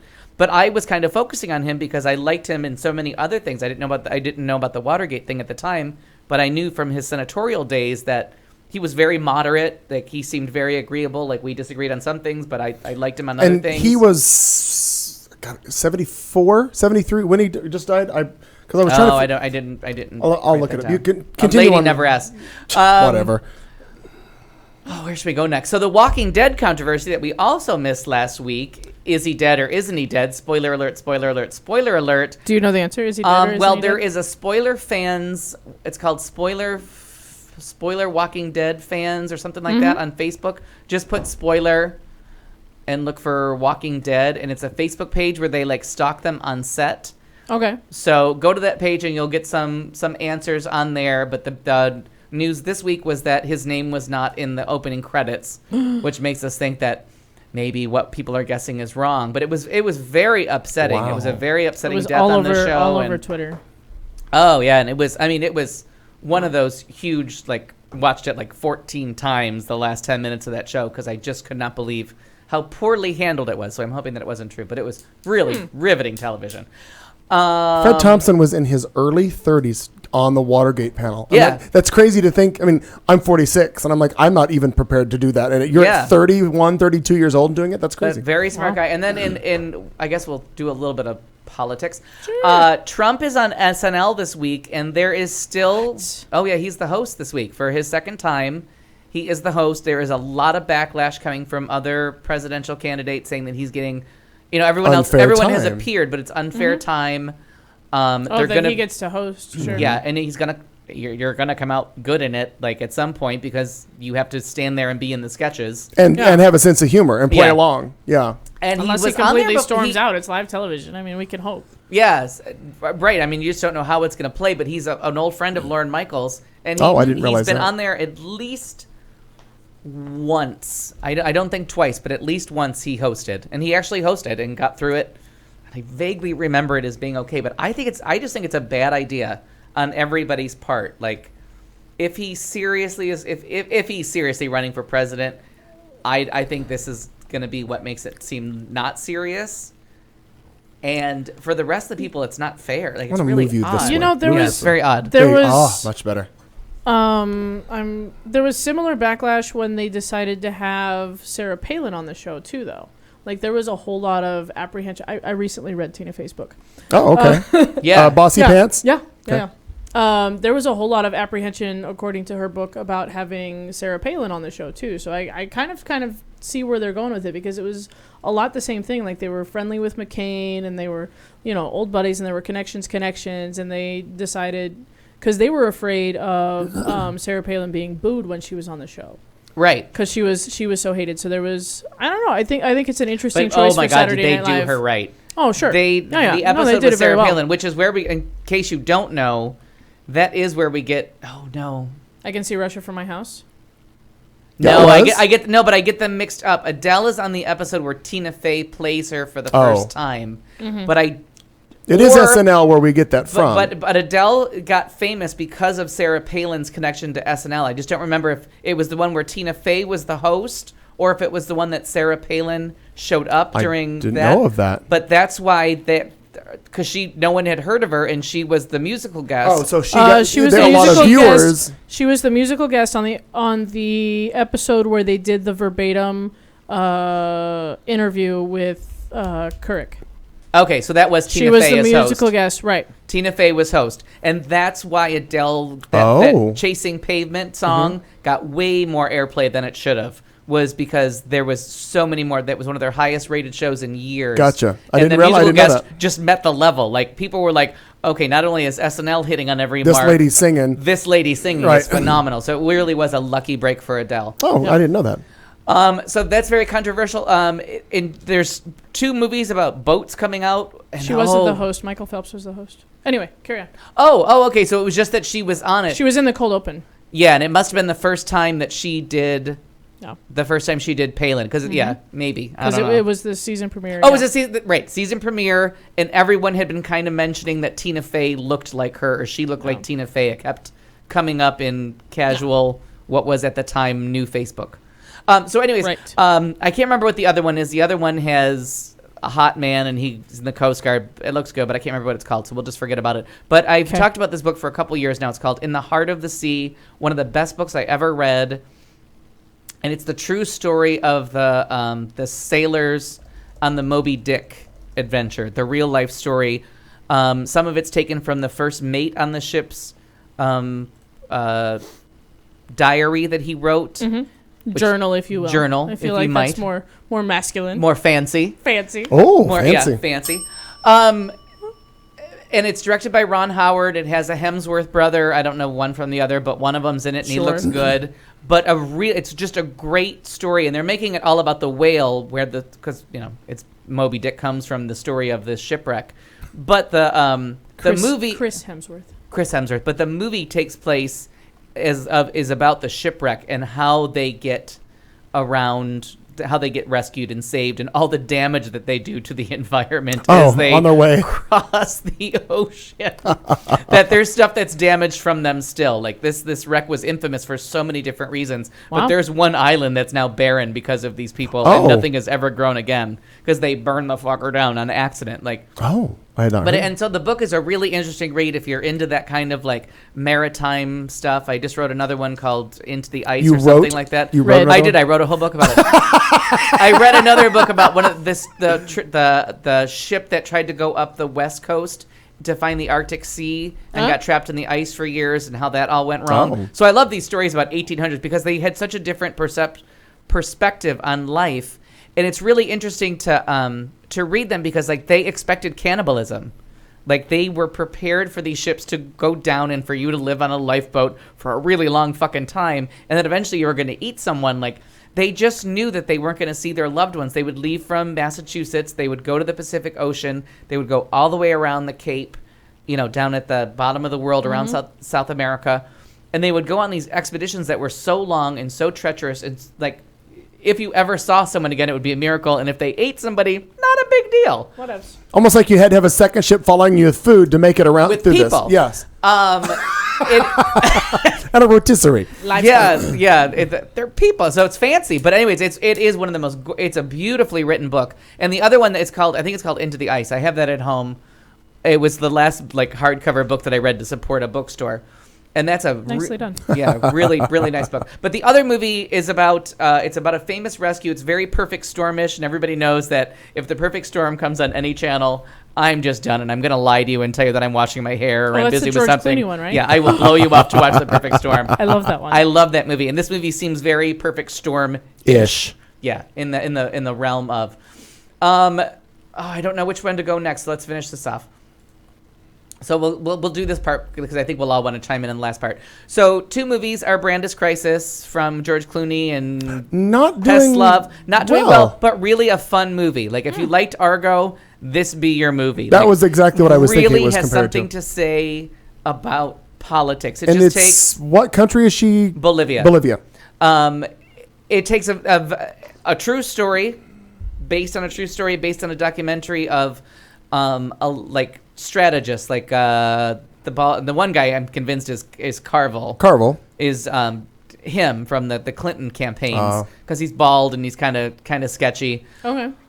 I don't know if that's true, but that's who he reminds me of. And then the Sandra Bullock character, and they're both working for 2 different candidates in a Bolivian election, and it just really shows you how merciless and unrelated to actual politics elections are. Oh. It's just about manipulation, and you just feel dirty watching it. But it's a great movie, very documentary stylish of like, we're just going to show you the grotesqueness of an The behind election. the scenes, right. The behind the scenes. Like, it's kind of like Fun. if you like sausage, don't ask The how it's seedy made. underbelly. Oh, and it's really like so many times. Yeah. The fancy underbelly. Fancy underbelly. You really do feel like, I would like a shower. Can I cleanse myself of the filth that is this movie? But it's very interesting, lighthearted, a fun way to look at a very serious topic, and they do a great job with it. It was very, very well done.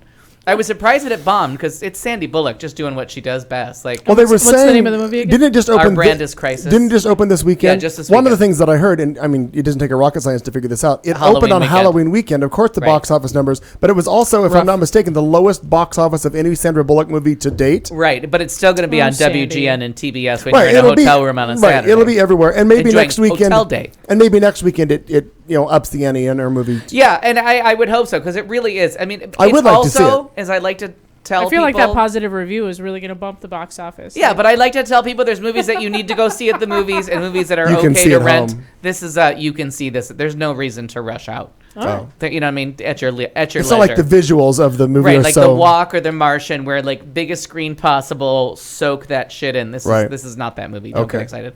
And then my other review, and if Joe is still listening, he invited me to go see Steve Jobs last week. No. Big hero of his. I don't give a shit about him. Nor Sure. all I knew about him was he was kind of a dick. That was I never read a whole book about him, but just from the dust cover, I got this guy's a dick. Okay. I saw the Ashton Kutcher movie about him. Which, according to Joe, took a very, very different tone. Interesting. This was written by Aaron Sorkin, who gave us The Newsroom, All of the things. The West Wing, everything. Beverly the, Hills the 90210. Facebook movie, The Social Network. I don't think Beverly Hills No, it 90210. wasn't. It was another Aaron. He wrote Stand by. he wrote the movie with Or Jack somebody else. Nicholson and You Can't Handle the Truth. He wrote Oh, that yeah. movie. Oh, got it. Um, Aaron Spelling. That's you're thinking Different, totally of Aaron different Aaron. So Aaron Sorkin, fast. Mm-hmm. Nobody talks like that. Dialogue. Danny Boyle, one of Buddy Early and I's favorite directors. He has a misstep, but I can't even remember. But he has so many like hits versus misses that the one miss I forget the name of. Brilliant director who makes you forget that you're watching Aaron Sorkin, because most of the time you're watching Aaron Sorkin, you're just being clubbed on the head by Aaron Sorkin. Oh my God, West Wing. I love West Wing. Right, because he just It's so good. Yeah, they just And Allison talk and Janney. walk, talk and walk, talk and Martin walk. Sheen. But at some point, So good. somebody needs to pee or breathe. Like there just becomes an unrealistic amount of talking unless you're on as much coffee as he is. I know have why. to tell you, it was Al Perkins, have you listened to this show? fair point. Are we produced by Aaron Sorkin? Yeah. Could Carry be. on. Carry on. My goal is to talk as fast as an Aaron Sorkin character. Point, counterpoint. But I have to tell you, it was almost Shakespearean in its greatness. Like this Wow. was a masterpiece of a movie that has stayed with me for like 7 straight days. Cannot get over it. Told it as a biopic or biography picture, if you don't know what that means. Epic fail. Because according to this, the guy lived 3 days. A total of like 18 hours. Like and maybe 15 seconds here and there. Like, there was no, like, real life. They never tried to portray it as a real life portrait of a man. This was just 3 days where it was Product launches, wasn't it? Right. They picked product launches for the 3 days, and they just shit on him, and everybody just talks for the 3 days that he's going through it. All right. But it was very, like, 3 separate acts. They ignore other wives, other children. They just keep you on this very... I think this is a movie that 40 years from now, when you have no idea who he is, you'll just watch and think, like, we all watch a play about Richard III. Like, oh, maybe that was a real person, maybe it wasn't, but Sure. what an interesting story, and, like, what a way to present somebody probably on the scale somewhere. Starting off, being a dick, in the middle, being desperate at the end, realizing what he's, like, what the fuck he is and like what people see him as. Very interesting character study. Did not work at all but I just thought it was a fantastic piece of fiction Oh, and good. so well written. And who knows, maybe Richard III really did happen like that. You know, Maybe. But he did everything but say "My kingdom" for a horse in this movie. That's a must see. However you get to it, that screenplay will stay with you for a long time. It's Nice. just so sharp, and Danny Boyle just makes you can actually breathe. Like, okay, I'm like. It doesn't, you know how Steven Spielberg, you know you're watching a Steven Spielberg movie because the sun has to set in a beautiful angle. But this really does. Like, they really balance each other out nicely, like, in a really nice way. So now we'll get to what we're all going to talk about. Okay, who the fuck is CNBC? They're one of the family of networks from the NBC. So I was all set, popcorn, Sure. ready to watch the debates. We were like 10, 15 minutes into the Rachel Maddow show, and I'm like, That's MSNBC. where's the debates? It's on CNBC. Yeah, turns out, I didn't know, Different. like sports NBC that they made up during the Olympics, NBC just makes up networks when they need one. That's why Yeah. they call it Sure. the networks of NBC and Universal. yes. Because tomorrow, there's going to be a new one that features someone else you've never heard of. So I'm like, I don't know these moderators. I don't know what's going on. That debate was a hot fucking mess. From the very first, and I didn't see the undercard. I didn't see the little kids table. Right. Because The I losers didn't. I had bracket. not learned that there was a CNBC yet. This was, if we were, pre-knowing what a Kardashian was what I was that minute. You have a program guide on your on your cable, you know. No, I never heard it. Like, I didn't know they were saying that all the time. You just hear NBC. You just think CNN. What have we learned? Fox. What have we learned? Listening is Follow-up fundamental. questions. Yeah, there you go. Reading is Two fundamental. things. Two things. But like Fox, CNN, MSNBC. These are the three biggies. They didn't go to CNN Trace. If it's almost news, it's almost Hello, on Joe. CNN. You mean headline Hello, news? Joe. Oh. Like, they didn't go to Fox Business. They were on Fox News. They were on the flagship news station. What the fuck is CNBC? And what the fuck was that debate? Your what did he say? The first question. Your political campaign is almost like a comic book character, or Well, something like that. That's a nice question. That was the first question. Like, that's like, even I was like, you should walk out. And I was like, okay, who are these people? What channel am I watching? And why would you say that? Make your first question like, isn't this comic like a comic book or whatever he said, fairy tale comic books? I thought it was comic book character. I mean, I'm sure we can Google it. And But find it was so like off the rails of like, that's not a question. You just called him a comic book. Like, there's not even a question. Right, Like, you even really just I kind had of to, even I insulted went him. fully into like Kim from Kentucky banning gay marriage of like, that's just, it's not a question. it. No, it wasn't. So there's your topic for the two of you. What the fuck is CNBC? Did it exist before? CNBC is the financial network of the NBC family. Oh, where the tard comes from. The one that's always, okay, we'll backtrack just slightly. Arrested Development, because their business is always in trouble, and they always have that guy on there, Jim Cramer, that I Yes. thought was fake. No, he has a legitimate show On CNBC. that's why I've never seen him for real, because You didn't I know always the network was no, real. because I always look for Holy MSNBC. smokes, Bullwinkle. There you go. All right. Aaron, I had no idea. Oh, thank you, Aaron. Since Good I work. never heard it. 89. I never heard that name before in my entire life. Yeah, very good. Wow. But luckily, it's like one station up on the guide channel. So when I hit guide to find out, I was going forward on MSNBC to find the debates, thinking, Right. maybe I don't You're understand like, maybe daylight I don't savings know time. what, right. So I wonder if I go up. It's one of these. Oh, I mean, I probably don't have it on this one. So anyone else? I mean, I'm gonna. You're gonna go to a break, and then we got to come back and talk about that because there's some. Yeah. Clearly, we're sitting in this. It's 64 degrees in here now, so we got to talk about that, right? What? Yes. Not the temperature. That's an all skate. Oh, skate. Oh. God, he is a destructive boy tonight. Very fancy though. All right, kids. We are. I don't know. We got an hour left. 2/3 done. I got a full pot of coffee. He's got wine and what are you sucking on over there? What is that? Some latte? I'm hoping for something. No, it's just coffee. Oh, just regular coffee in a holiday mug In a or holiday cup.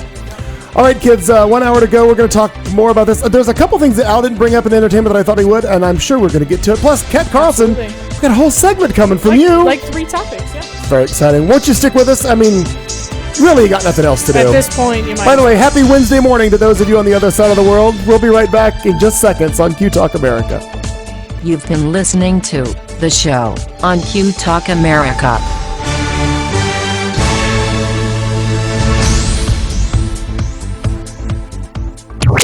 This is Q Talk America. The following broadcast contains adult humor, language, and topics, along with partial nudity. Actual knowledge is used sparingly. The show is a result of a lost bet and a bad game of rock, paper, scissors. It's The Show with Clayton McKee. And now, a man with a face for radio, Clayton McKee. Holy crap, boys and girls, welcome. We call this Hour 3, and you call it the last hour of the...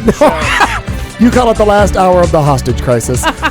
This is The Show. It's a Tuesday night, coming to you live from Studio C in lovely downtown Phoenix, Arizona. As you can see from behind Kat Carlson is a lovely shot of the downtown Phoenix.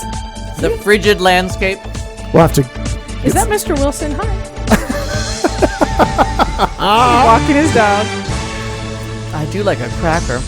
We have to get some other shots of Phoenix, different areas, so we can I'm going to be start feeding you some. Oh, good too. Like we'd be at the Arizona Center downtown. We could be at The Taj Mahal. the hall. Oh, we could be at all kinds of places. Watching the delayed video, watching you waved out, so it was very, very funny. What we're in the? Oh wait, so two things fancy. Go ahead. I was gonna say we're in the middle of. You left the lights on in the bathroom. I'm like, what the hell? Why are we wasting power? Anyway, anywho, we're in the middle of Isn't it ironic? we're in the middle. Turn it all on. Lighten up the world. Turn on your heart lights. Yeah. It's on the same circuit. Because I can't see you in this dark chamber. We are in the middle of an Al Perkins segment where we're discussing the CNBC debates, which Al just found out that CNBC is a network of the family of NBC networks. And Universal. So we found out about that. Latter-day Saints. And then you know that coming up very soon is a Rachel Maddow moderated. It's not a debate. It is a town. Is it like a town hall gathering of the Democrats? Town halls usually work a little better in everyone's favor because you take questions from the audience. Usually, you will go around and hand the microphone off to people. It seems a little scary because you're unprepared. And isn't that like in the round? In the round, it's an audience. It's very Sally Jesse Raphael Donahue show. They're not calling it a town hall. They're just calling it a forum.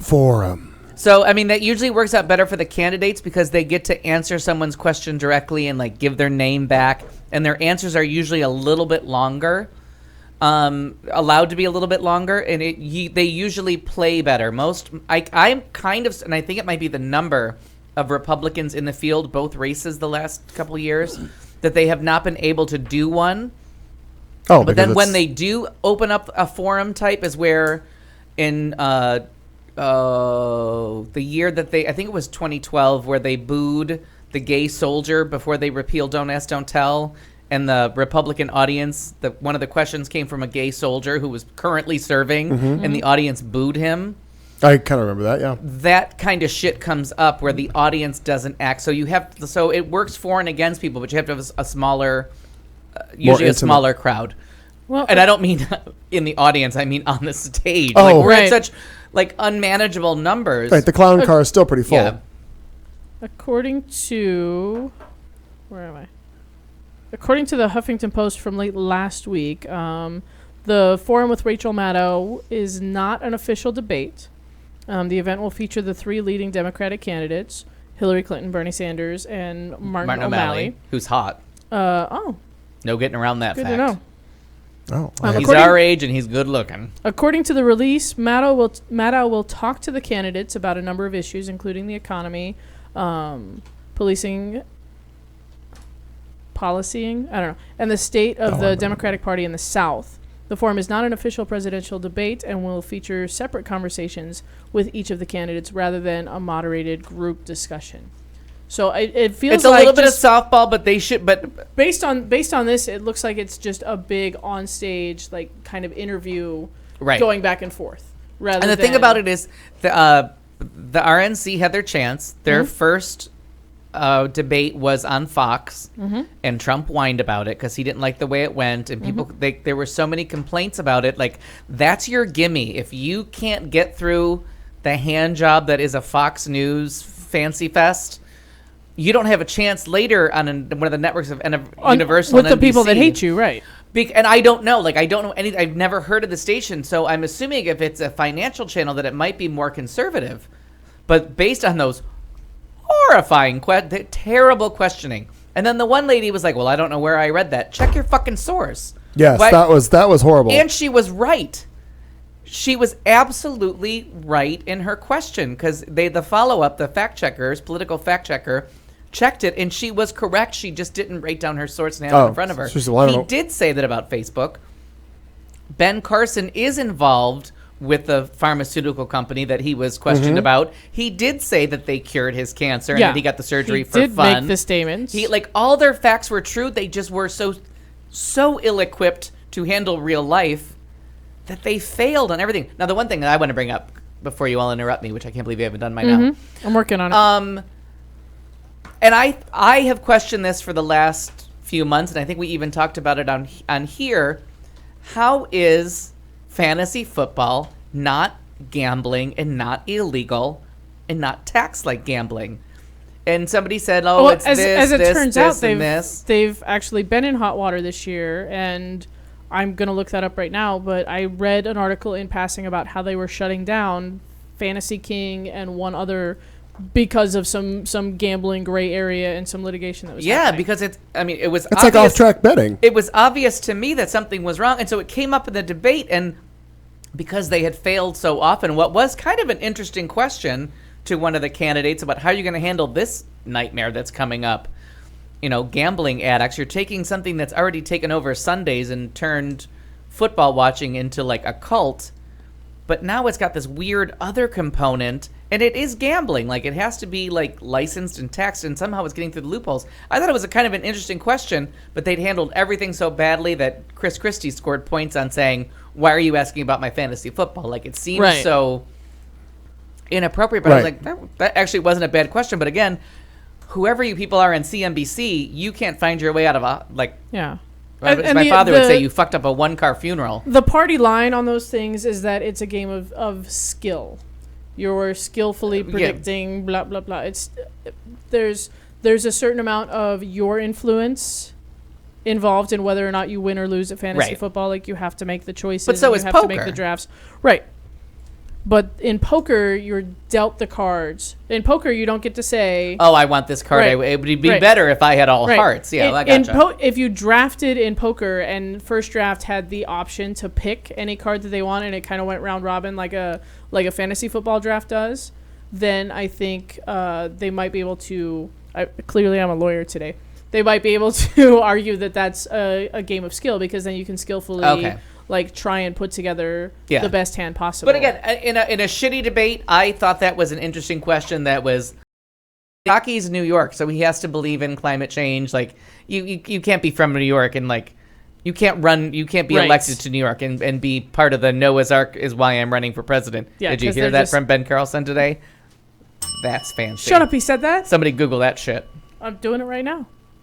Almost is a nice ice-breaking opener, but we all know... Mine always is, I care too much. Right. But we all know we go with bullshit answers. Well, fuck yeah. And I think they eliminated, I care too much, I'm too good at you know what I mean? They gave it. So we were off to an okay start with that opening. And it gave them an opening statement to maybe present their frailties. Sure. I thought Connect an with the invested people. debater could have handled that question. I really did think that. I was wrong. Oh, sad. I was wrong. This quote says, "Folks, we've got to wake up. We cannot elect somebody that does not know how to do the job." I think that could be any one of them. Kasich. Oh. Yeah. How about this one? They say there's no bipartisanship in Washington. We have a 19 trillion bipartisan debt, and it continues to grow. Ooh, Rand some Paul. Gloom and doom. Rand Paul. No. Sweaty McSweaterson Rubio. Oh, God, that sounded so Rand Paul. Sweaty McSweaterson. I like it. Fancy and sold. Chill out. I'm going to celebrate with a dry cracker. Sorry, that's all I got left. Oh, no, that was a good one. Ah. Yeah, it was the bathroom light on that caused the pop. Look around at the number of TVs in this room and tell me that the bathroom 120 volt just turned this tide. It was the There are bathroom light. 12 lamps in there on full at 75 watts. There's more lights in the bathroom than there Than in are in the here. studio. In my defense, it's so bright in there I close my eyes when I pee because nobody wants to see that kind of shit. There's a dimmer switch. You don't have to use full. It goes to 10. Take it down to like 2. Yeah, Just saying. I do. I close good my fly eyes. I fishing use my rules, too. self-imposed You dimmer don't want to see switch. yourself either? Yeah, no one. I'll put a mirror in front Oh of my that stool. goodness. All right, we'll do, All right, I we'll do two more. think it Are shows you that invested we're back yet? on Hey, we're back the on. stream, the live. All right, so I was really expecting more from the two of you, but because of the power outage, Oh, that is weird. Hey, look. Two of us are frozen. but not me. Oh, what's that? Because that camera died. Oh, the damn camera it. died. Let it go. All right, so let's start with Let's move on to something else. I'll work on Kat this. Carlson's segment. Oh, Cat Carlson Shit on segment. this! I can't play music for you right now. You just have to take it. Good luck, Kat. All right. You know what? I'm actually going to segue into, let's go here. You mentioned a couple of books, and I don't know, listeners may or may not know That you have a book club? that I have a book club. That's a true story. It can be found on Willing to Play Along. So if you're willing to play along, by all means, follow us. And I think we're going to just try for a book a month. Like, that doesn't seem unreasonable, and we can It certainly can does not. chat and everything. So the book I've chosen for the month of November, which just started the other day. For those of you keeping score, November, day 3. Right. And then they'll just keep coming, like, hello, hello. Yeah. Nero joined the book club. I believe Bag of Note may have at least liked the page. There's some folks that I know from the bar that have liked the page and comment on it fairly regularly. So the book for November is After Alice. It's by the author who wrote the book Wicked, that then became the musical. McGuire? Uh-huh. Gregory McGuire? Gregory Maguire. So it's from the author of Wicked. It's just released. It's brand new. It just came out on October 27th. So you'll be one of the first to read it amongst your social circle. I know, because we know, we like being the first. Sure. And I'm Cutting kind of, edge. I'm kind of excited about Or it because it's fancy. along the same lines as Wicked. It's the parallel story to our Alice in Wonderland.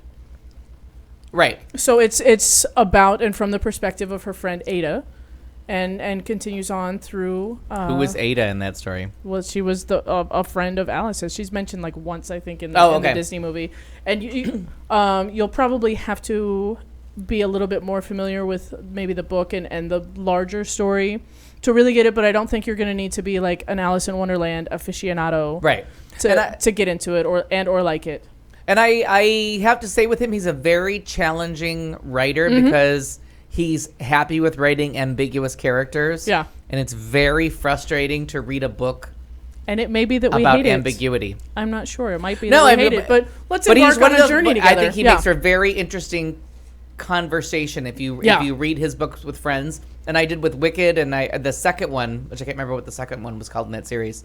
I don't remember either. But because the characters are so ambiguous, it leads to great conversations because there's no cut and dry, like I'm good, I'm evil. Everyone's a little bit Like- of everything. What's up with Elphaba? I'm not really sure. Right, and when you read when you see the musical of Wicked, it is not. It's not like the book at all. Yeah, the book Elphaba Wicked is is very very like purposeful. political and Yeah, it's very the musical yeah. is very political, and she makes up her mind very early, her course of action. In the book, you're never quite sure. Yeah, there's a little more like You're never like, oh, she's really good. Follow her. Anant in the chat room is asking if she can suggest Absolutely. a book. And Absolutely. That's, suggest a way. Yeah, I plan to carry on with this for some time, and so absolutely suggest a way. And I'm going to try and hit various genres because not everyone reads one genre, and Right. not everyone, so I'm going to try and hit like interesting things that might be something to talk about, and we might love some of them, and we might hate some of them, and we might not even finish some of them. Like, fuck it, who cares? Yeah. But it's a little play along, kind of fun. I find that I don't finish famous people's books more than I finish them. Yeah. At a certain point, I'm like, And I'm over it. You know what? And Drew mentioned in the chat room, because when I first started the page, I had kind of thrown some fun books out there to kind of start people reading, and mostly because I was starting to read them. And Drew says that he's trying to get to Tina Fey's book, but is trying to finish Amy Poehler's book. Yes, please. And I actually bailed out on Amy Poehler's book. Like, I don't think it's as funny as I wanted it to be. And I read Mindy Kaling's books, which were hilarious, by the way. If you pick them up. I read the first one and I really thought it was the funny. second one is a little more grown up, but also hilarious. And then I read Tina Fey's book, which was good, not quite as hilarious, but still like really good read. Aaron, I'm with you. If I don't have to read it, I can just listen to it. I'm on board. You totally can, and I believe after Alice is on Audible, like listen to it. If Yeah, you and want. I don't think there's a major book out there that doesn't have that's not an Audible. on Like tape, if you're yeah. going to if you're going deep into the catalog of something, you Yeah. may find trouble. But if it was a major release, almost everything's on audiobook Oh, now. yeah. Like across the line, if it got high enough on the New York Times bestseller list, right, it got an audiobook. Like. So if you go to something more obscure, like, and I think like In the Heart of the Sea may not have an audiobook, and it's one of those books that you read at your leisure. Like, you really don't hurry through it. Sure. Because it's 150, they're all dead. Like, even if they didn't die in the book, they're dead now. Still gonna die. So, whales are kind of in trouble. But sure. But if you read it, it's got so much like information. But then there's so many different genres, and I'm willing to start. My day job stops tomorrow at 5, and then all right, I'm available for reading again. Yeah, and however you get to it, whether I read on Kindle. Some people are really snobby about real books. Well, then by all means order it if you're an audiobook, whatever. But play along if you like, and that's November's book. So yeah, we'll talk about that a little bit. Why not? And I don't know a lot about the book of Alice in Wonderland, so I'm curious. I may have read it as a child, but it's in the file of things that got thrown out. Yeah. Well, sure. But I think it'll be fun. We'll move on from that to super important things, and I hope you noticed this and observed it today. Today was National Sandwich Day here in the United States. Oh, I read something on the Facebooks about it, but didn't pay attention. I feel like I posted. And I don't think I had a sandwich today. In a rare day, I was sandwich free. I had 2. Oh, well, you made up for at least one of us. Right. So I tried to have 3, but I was running late. Well, a lot of things happened. Here's what happened to me. Earlier she said nothing happened, but now all of a sudden now she's fancy. One power outage and it all comes back to you now. Oh, Celine. Yeah, it's all coming back to me now. When you touch me like this. No, not so much. A little to the left, please. Okay, so I was very excited. I woke up today and it was National Sandwich Day, and my good friend Rob and I share a love of sandwich, much to the dismay of our mutual friend Heather. Yeah, because every time him and I say, "Oh my God, let's have sandwiches," she goes, "Ugh." What is her option? What is her alternative? I don't know, something on a tortilla. It's the perfect food. Right, it's handheld. It requires no utensils. It's portable. It's versatile. Fucking portable food I'm on board. Right. And so I woke up very excited about sandwiches. Okay. And so I went and made sure that I got a breakfast sandwich. Oh, that's good. You're doing. I like where you're going with this. Made to order from the QT like lunch counter thing that they do. Okay. Yeah, very nice. I had a bacon, egg, and cheese croissant. Oh, that sounds good right now. Highly satisfied, right? Yeah. And then I got to the school and the book fair, and I talked to some folks and I said, "Oh my God, it's National Sandwich Day. We need some sandwiches." And so we decided to get Jimmy John. Okay. Yeah, freaky fast delivery. How freaky fast? It was freaky fast. Okay. Oh, and today was you act like you've never heard my voice before. I didn't expect you to light up on this topic. Is what I was. No, because Subway did their whole delicious. crazy buy a sandwich get one to give away shit today. Subway, yeah, oh, Subway I was missed doing that. Subway did that, and people were because of National Sandwich Day. Somebody posted, and a friend of mine from, I think he lives in New York. I can't remember if he lives in New York and Connecticut. It's going to be a or Jared Connecticut. reference. No, what? This is going to be a Jared reference. He said people at the office are going nuts like it's a fucking national holiday. Like people were acting like a free sandwich from their Subway was like the biggest fuck. There must be in the lobby of his building must be a Subway because clearly there was anarchy going on. According to his text, and there was like photos to go along with it, and it was hysterical. And I didn't put it together. It was part of Natural Sandwich Day. Sammy Day. You make me feel like a natural sandwich. Okay, so I was gonna have lesser known hits by Aretha Franklin. Yeah, natural sandwich. You make me feel What in the hell is going on? like a. Okay, so I was gonna have the hat trick of sandwiches today, and I was gonna finish out the day with my favorite PB&J on homemade bread, deliciousness, and I was gonna Everyone's favorite. If you could toast that bread, right? I was gonna bring some to the show, and I had about a half a loaf of bread sitting on the counter. But sadly, apparently, we've acquired a mouse, and that motherfucker ate. Oh No shit! Like Wow. ate through the package into the bread, and there's a big giant like rat saliva hole. May I suggest in an the exterminator? Oh yeah, no, we put out traps. No, that motherfucker will be dead by the end of the week. Or cats. The cat is the reason that motherfucker's in the house. Why? Because it brought it in. Here's what my cat does. My cat goes out in the neighborhood, Finds shit. finds rodents and birds and things, and brings them alive into my house. So Look that what I I can kill have them. brung to the house. Right. No. So yeah, so I was gonna have the PB&J. So I was like, okay, no problem. Guess who just introduced a PB&J to their bistro box menu? Red Cup Starbucks. Yes. They were out. Okay, two things. Two things. First, I'm the first in line to the evil kingdom that is Starbucks. Like I cannot claim any kind of social awareness because I am so deaf, dumb, and blind when it comes to the good people of Seattle Starbucks. Second, I squealed like a pig the other day. Would you like to give us an example of what that really isn't squealing? Not really piggy, but There. Okay, I did not squeal like a pig. I shriek like a girl is how I want to say that then. Now that I've been introduced to a pig, I must... did you squeal like a girl the day that you saw it on the Starbucks marquee, the PB&J? I saw it in the counter, and I'm like, oh, but I don't want one. It was not the PB&J time of day, but I was very excited. And it's served on a fancy bread, very excited too. that they're available. Like some kind of nutted, seeded bread. Yeah. Like, oh, it's all But done. according to the woman at the drive-thru, they run out very early. Oh. So perhaps you should Oh, buy yeah. yours I'm not ahead. sure if I saw the actual sandwich or just the sign when Get my there squeal early hit. and often. Oh, no, Because yeah. for local listeners, the Starbucks at 7th Avenue in Osborne has their head so far up their ass that if you don't walk in the restaurant and hold them hostage and make direct eye contact, they'll fuck up a black cup of drip coffee. You know what? They do it to me all the time. This is the worst Write down Starbucks. Starbucks as a No. I know Planet that Earth. location because it's on my way to work, and I stop there all the time Yeah, on a very you get regular right by basis. the old Korean Methodist Church. All I Those need is people- a tall pike, which is the pike roast. That's the medium roast. Is it because you don't know their language if you don't order it like she just did? Tall pike with light ice. All I want No, is I'm sorry. That is black- parlance. Like I could Right. quote that. black coffee, slightly above room temperature. That's what I want.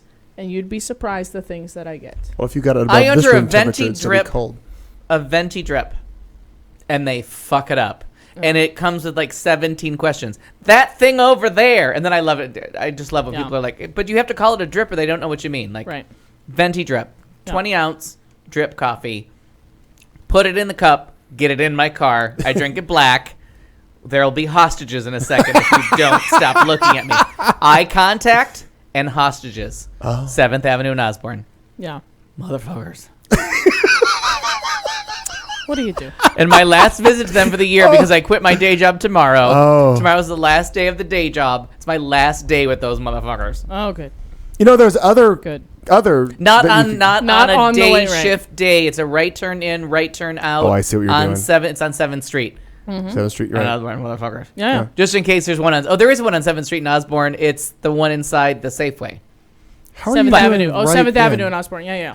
Oh, you're doing Indian school. I see how you're doing it. Okay, Yeah, right got turn it. in, right turn in. Smart. That's my Smart. rules. And I used to pray to Jesus when I was in nursing school, that on the way to wherever I was going for clinicals had a Starbucks with a drive-through, right turn in, right, and I would cut down my swear words based on Starbucks, not random coffee house. Right turn in, right turn out. And if they had the very fancy at the time drive-through. Now they're not as rare as they used to be. But Now they're on every corner. No pun sweet intended. baby Jesus. Pretty close.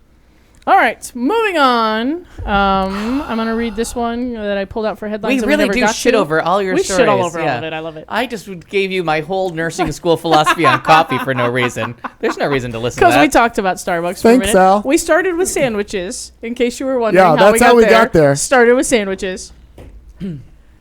Abused alcoholic monkey beats his addiction. That's right, escaping the... Thank God the monkey is alive. Yeah. He beats his addiction. Hey, wait a minute. That sounds like a metaphor. What are you doing? Beating my addiction? Escaping the clutches of alcoholism is never easy, and it certainly wasn't for Nicholas, who had to go on antidepressants to cope with the withdrawal symptoms. But thanks to the timely help of a treatment center in Chile, he has finally been able to get back to what he does best, being a monkey.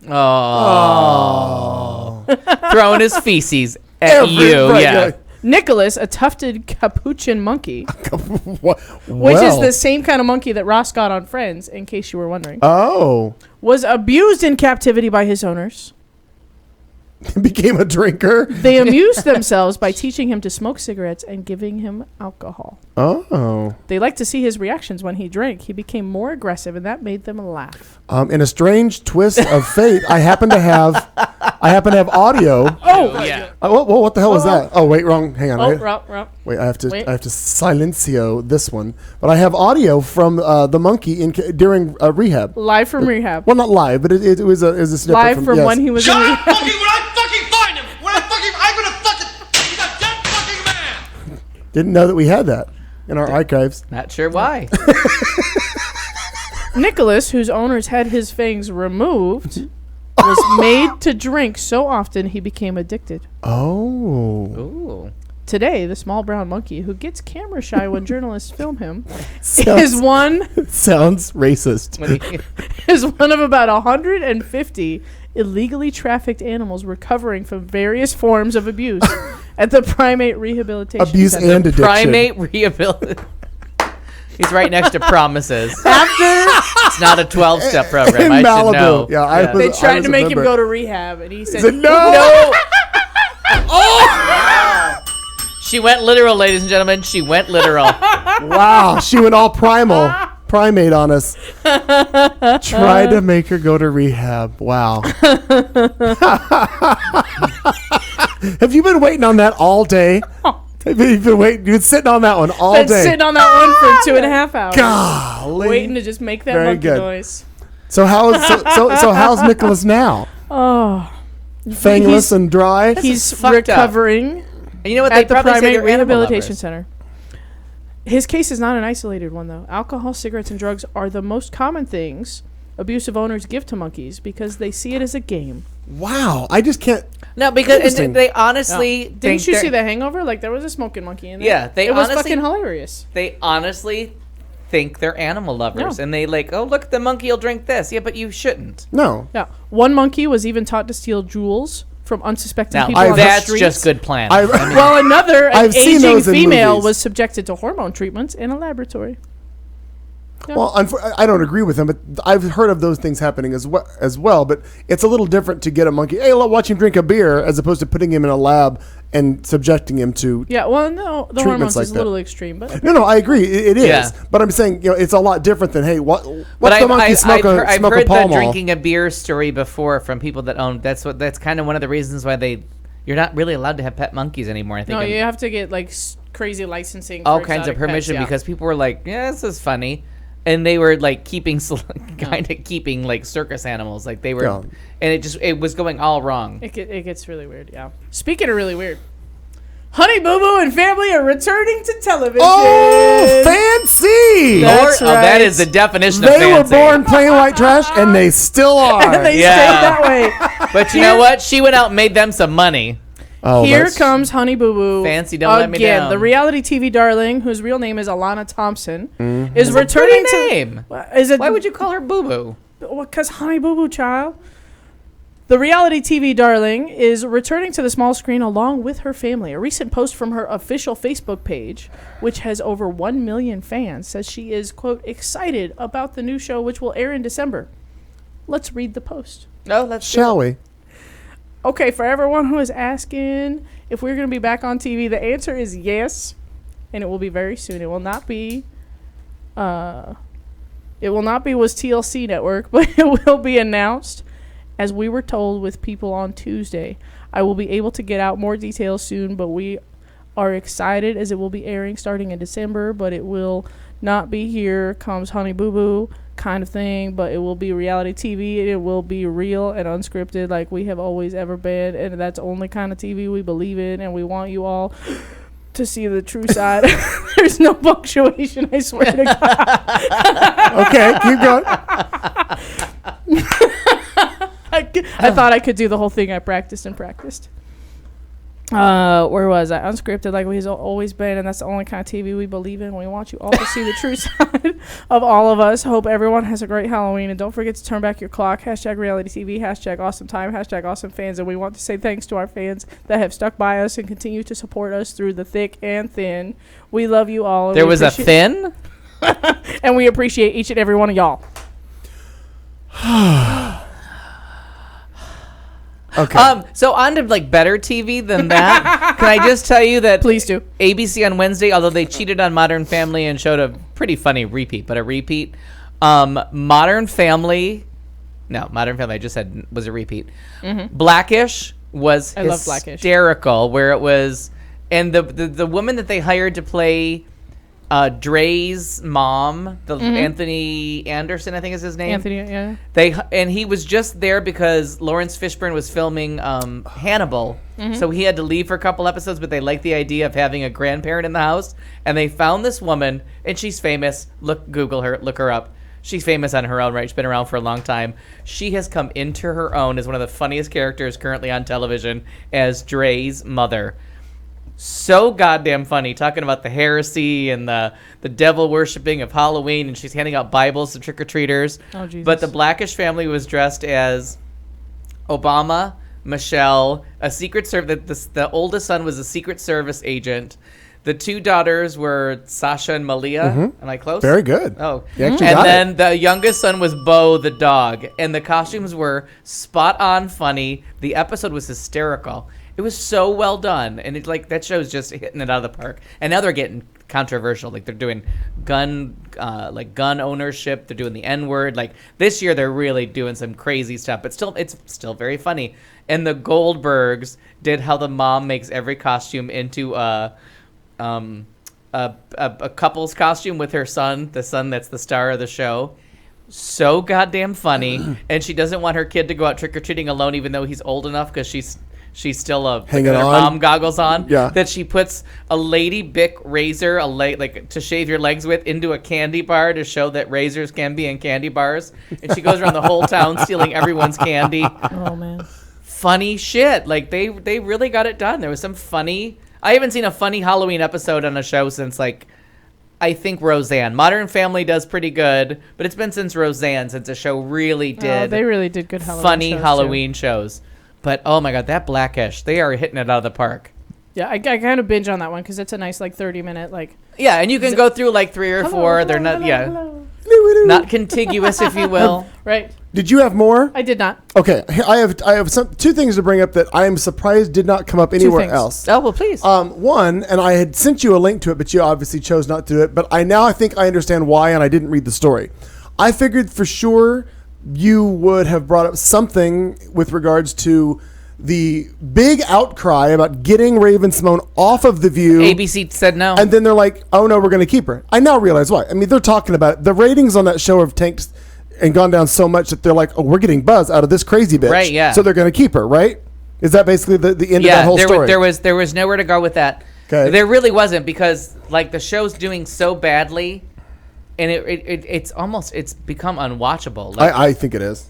It's painful. Like I fast forward. I'm like, oh, I'm not gonna watch it, and then like I watched Mondays because I wanted to see the reaction. I can't remember what happened over the weekend, but I wanted their reaction to it. And I maybe watched 2.5 minutes because I'm like 57 minutes of this is unwatchable. Not The okay. other one you sent me was that you can now stream Broadway shows. You can't. It's fake. Is it fake? Oh. Yeah, and all you had to do was go down to the comments. I did not Because look at any everyone's further. been saying this, and it's what Bravo was originally supposed to be for, was to bring you shows, because allegedly somewhere in the Lincoln Center Performing Arts Museum, every show that's ever been performed on Broadway has one archival performance taped that you can watch.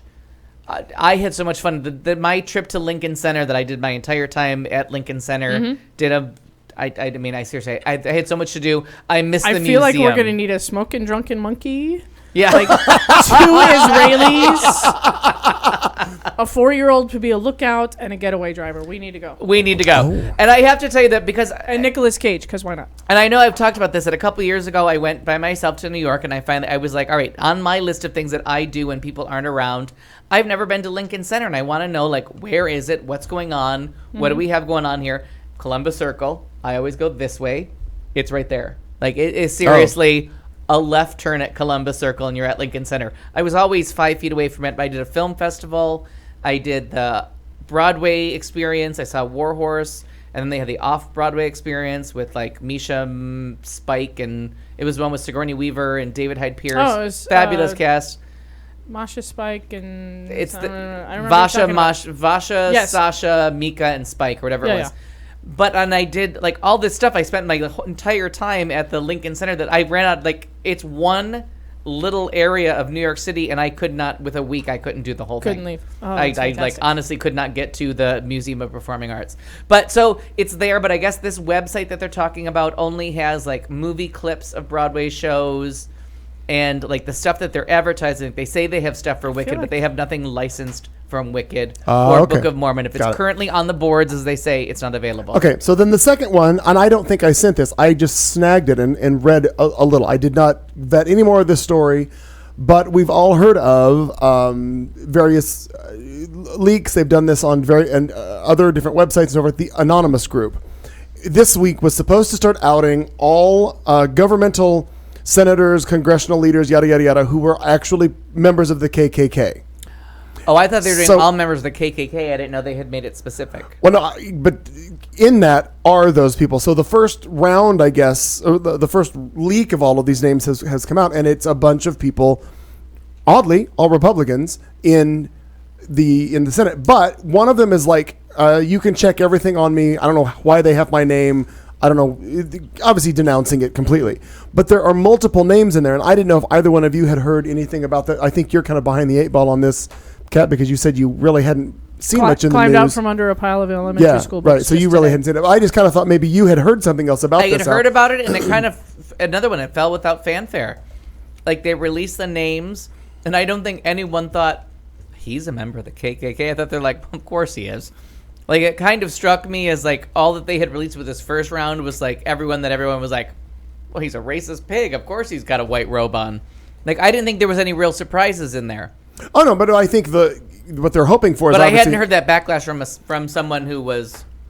there was I want to say he was the mayor of a city. I mean, it wasn't all senators and congressmen. I think he was the mayor of a city, and all of a sudden he shows up as having all of these talking about ties. Senator Dan Coates, who said completely false. I've never That's- had an affiliation with right. the KKK. Oh, yeah, and yeah, yeah. deplore all That's the forms one of that discrimination. that's the one that I read earlier. But I didn't know if anybody. I had not researched this any further. It never came up again. I was following that pretty closely for last week's show, Hand to God, and then like it kind of like fizzled they out. released it and nothing Okay. came of it. I just that was I had curious heard. to know if there was any more to it. I didn't know, and that's why I thought you. Oh, and the other one was, and I can't remember the name of him, but again, this was a Rachel Maddow story this week, and I thought it was a fantastic story. And whoever writes for her, and I believe it's Rachel Maddow. well, no, is it just her or whoever her team I'm is? sure she has team. She has They help. they put Yeah. it together so wonderfully. She told the story of this city, and again, I've saved the story, and if you haven't seen it, we'll watch it after the show because the way she stages it and gets you to every but wait, there's more to the story was fantastic. It's the story about a I don't know what capacity he was within the city. If he was just a city manager, or if he was a senator, I don't know what the hell he was. Anyway, he staged. There was an entire scandal that came out about him that he was caught in the back alley of a nightclub with a male prostitute having sex. Because this entire scandal blows up about him, well, then they find out that the whole reason that this scandal blew up was he masterminded it, wrote all the press releases and emails, put it out himself. Why? To distract everybody from the real scandal, which was the fact that he got caught boinking another member on the same panel in the same city or the same state, whatever the fuck it was. So he thought a gay scandal Would be bigger and worse. bigger and worse than Right. him actually sleeping Right. with a woman. So- because he's not gay. Right. So when the story broke that, oh my God, the story, which he's married, got a family of 4, whatever the hell it is. The story, the plan was that he'd be like, well, everybody lies about me and talks bullshit. So when the story comes up about him banging the blondie that's sitting 4 seats down from him in the same Senate seat or whatever, they're like, oh, well, it's a lie. There's no way. Well, it all blew up in his face because the public relations guy that was in the meeting about him putting together the emails recorded all of it. Oh. And the recording surfaced, and it has him talking about this entire thing. Well, so they both get outed, right? Or kicked out of whatever panel or Senate seat or whatever the hell this was. And you have to find this story. If you're not in America, please find this So- story. It's a delight. So then they get kicked out, right? Election season comes back around. What's happening? Both of them running for the same seat again in the same city, trying to run again against it was just cracking me up. This whole story was fantastic. And Nant is watching John Oliver in India. very We're very good. pleased. Very nice. It was a delight. And everyone, I think even John and Bill Maher touched on this briefly, that he was like, take a peek. Like, this is fucked up shit. Very good. But There was John- a story about Bill Maher just the other night on last Sunday's CBS morning show. It was very interesting about him and how his show's put together. I'm so appreciative of all the things you're watching while you're drinking all this coffee. Like, you're making all good life choices. I don't watch any of the shows. I just find the shows that talk about the shows. Yeah. But That's Rachel fair. Maddow is just entertaining to me completely. All right, so bullshit on what? Wow, wasn't prepared for that. I know. That's the way it works. Well, I think I'm going to go with bullshit on and it sounds like it's an easy cop-out, but I think the bullshit on what you hadn't even heard about, this list of requirements for the Damn it, that was mine. the GOP debate.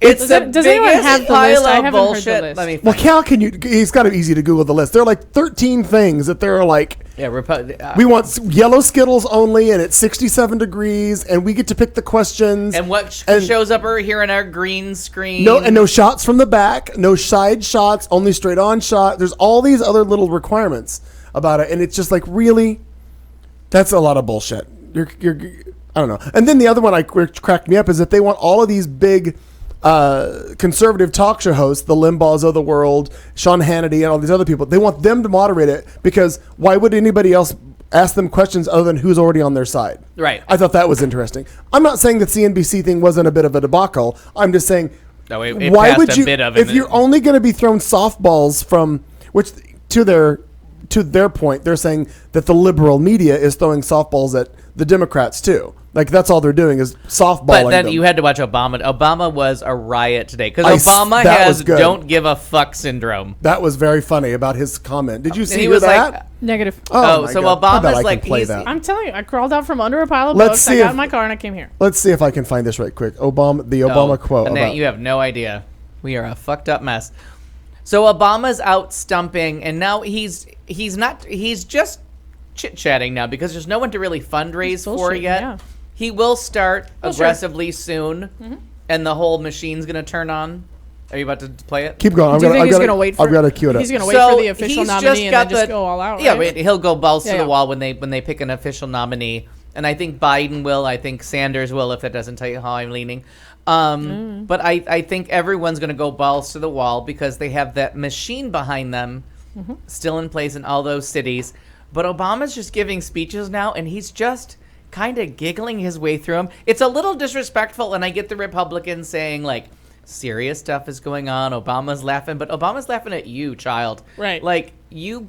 You're the screwed the punchline, pooch. dummy. Here it comes. The funny thing about it was I was impressed because there wasn't even prompters on this. He was purely off the cuff with how he did this. Here we go. They occupy a different reality, it seems. according to them, everything was really good in 2008.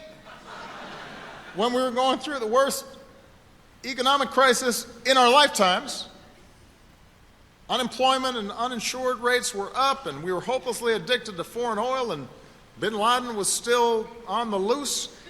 This apparently was the golden age that I messed up. I messed it up.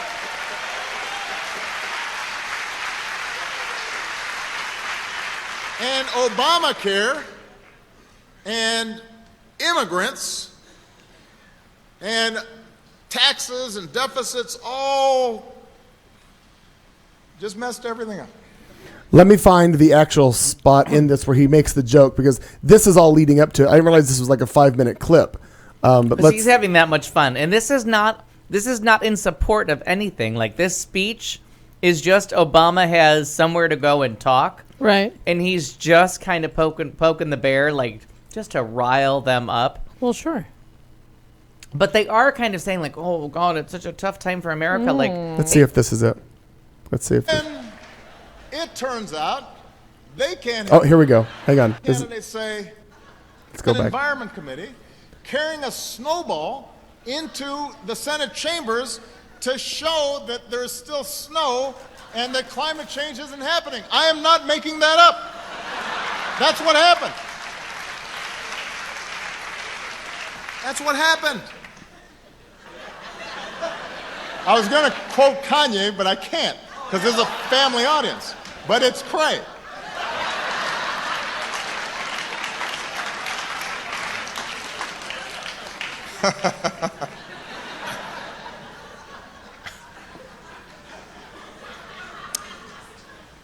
And by the way, the same thing is true on foreign policy. I don't want to keep on going, but have you noticed that every one of these candidates say, Obama's weak.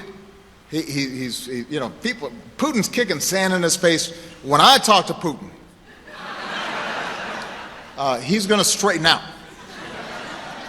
Just looking at him, he's going to be. And then it turns out they can't handle a bunch of CNBC moderators. That's a good joke. That was fantastic. I mean, it's just so light and off the cuff, and you're just like, all right, you got their number. Like, I can listen to him speak all day, all night. I could go back and listen to speeches. I could go to the future and listen to speeches. Obama can talk to me all day. So that's my bullshit, was the GOP, all the stuff on that. Did you have anything that you specifically want to call bullshit on, or no at this point? My overall preparation for the show. Okay. The I'll power grid in this house. I'll permit it. how much we can plug into something that was invented when TVs were this big and you had one of them. Yeah. Clearly And you gathered inferior round it? amperage Yes. available to this room. Now we just wheel them into the room Yeah. and surround ourselves with flat Now panels. you gather them around me. I'm surrounded by big screen TVs. Gather ye your. It should be Do- like my something. porn.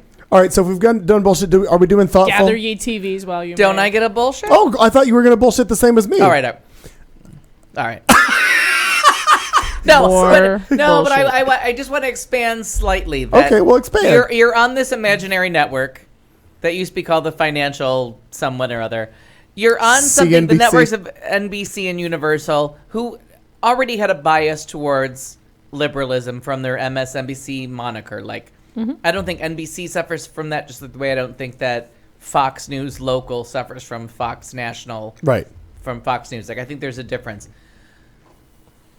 But now you're going to put out, like, what they say about you right here, like, served as 8 years as the governor. Like, you're going to be in charge of that. You get to control the temperature. People aren't allowed to ask you questions. You get controlled time. Hillary just made it through a whole 11 11-hour hours. Benghazi hearing Yeah. that was biased, partisan, full of bullshit. She kept her cool. She didn't sweat. The hair and the makeup held up. She proved to be ultimately presidential through this thing. And then she had takeout and beers afterwards. Yeah. Yes. Yeah. Calm and sang a down. little karaoke in her townhouse. These 10 clowns, with the exception of Fiorina, and Christie, who said, anytime, anywhere, I will debate you. Everything's fair. They took the right tack on this Oh one. my God, that's what he said in The American President too. Yeah, The movie with Annette Bening. Yeah, anytime, anywhere. It's a great line. You just can't do without it. But it really was one of those things where, like, so you're telling me you're gonna handle Putin when a CNBC interview makes you whine like a bitch, Mr. Carson? Mm-hmm. And Mr. Carson, we're gonna need to talk about that Noah's Ark comment. That Noah's Ark is the parable that tells you how to run for president. What did you feed the lions, Mr. Carson? Well, that, and if you look at all the pictures depicting the Ark, 2 male lions are boarding the Ark. Oh yeah. How are they gonna breed sex. there? Woohoo! You got like 10 months of good butt sex. But now as you're watching, there's some... They're great. Oh, delicious. There is, whenever I see tiger balls or lion balls, I'm like, oh, man. Why? Anyway, it went a weird way. It did. Wait, how did we get to lion Due to balls? my stammer. I was they were both Googling. males. Because they're not permitting any back views of the people in the GOP. So they're swinging in the wind. All right. Next segment. Next. I got lost on lion balls and I never came back. You did. It goes. We'll see if we can get through this I final. will turn on the light while I pee, words. I swear. We'll see if we'll make it through this final segment. Okay. And now, You and me going peeing in the dark. Vulgarity, where we in the studio try to make ourselves slightly less shallow, which is not hard to do. We will ask one question of the panel while fucked up drunk. Because you know at home how well it goes when important questions come up several hours after alcohol has been served. Politics, religion, why not? What could possibly go wrong? Who could you offend? Good luck. As we await the return of Al question. Perkins to the studio with our question for the evening. I was proposing a nitty gritty dirt band-esque, like, kind of a parody of Fishing in the Dark with you and me go peeing in the dark. Wow, that was a stretch. It was a lot, but it worked. It made Al laugh. Was that a Nitty Gritty Dirt Band song? Fishing in the Dark? I think it's Nitty Gritty Dirt Band. I might be. We're gonna have to look You know what? that I've up. done a whole lot of making shit up tonight, so Well, maybe not. It's all right. You fit right in at the GOP debate. What was it called? Fishing in the Dark, Nitty Gritty Dirt Band. Okay, got it. NGDB. What's our Oh, question? okay. Al? I'm like, I don't know where we are in the went, show. we went off Peeing on in the a dark. whole different tangent. All right, so as we're talking about presidents and balls to the wall and everything, like, what was the presidential moment, speech, second where you were aware of like what the president could do, good or bad? Like, where in your lifetime was your first like, oh, he's the president? Like, you got his job. Wow. I don't know if it's come yet. I feel like I might not have had it yet. I don't know. I think That is a good question, that's but a really good question. I really took you off guard with that one. I feel like like it it. was fancier than we were expecting. Much fancier than I was expecting. um, I'm gonna go. Well, the first president I remember is, of course, Reagan. yeah, not the first time I remember, but I think that's the first one I've talked that I ever kind of identified with. he has a I moment really where like, I mean, oh, hey, the he- president, because he there has was a like a couple big moments. portrait of him in my elementary school. It was like a big thing. There was almost a shrine. I don't know. I lived in Utah. Then it was a shrine. It wasn't almost. Probably right. Clearly. We were full on shrine. I'm pretty sure there were candles on the floor. Yeah. So that's the first like identifiable, like recognizable president, but that's just an age thing. I think the first time that I paid attention. Good or bad. It can be either way.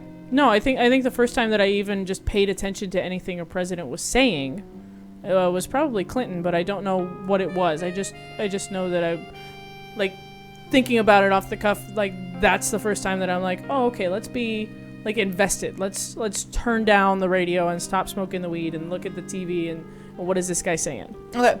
When I think back, and I agree with what you're saying, like Reagan to me, and I've talked about this, with the day of the funeral for Reagan, I mean, I watched all of it. It was just mesmerizing to me. Granted, I don't come from the same, you're just a couple years older than me, but because of where you grew up, you were exposed to so many more things and more. In the Missouri, we didn't have all this awareness of things that, In the Midwest, you didn't get it. You got more of it in the bigger city. And I had a little bit more politically active friends' mothers. Sure. So my parents were just Democrats, and that was the end of the story. But my one of my close friend, Michelle Brown's mother, was politically active and was drilling at home, you will be politically active. So I didn't really get all of that influence. However, I remember Carter being president and little Ford before him.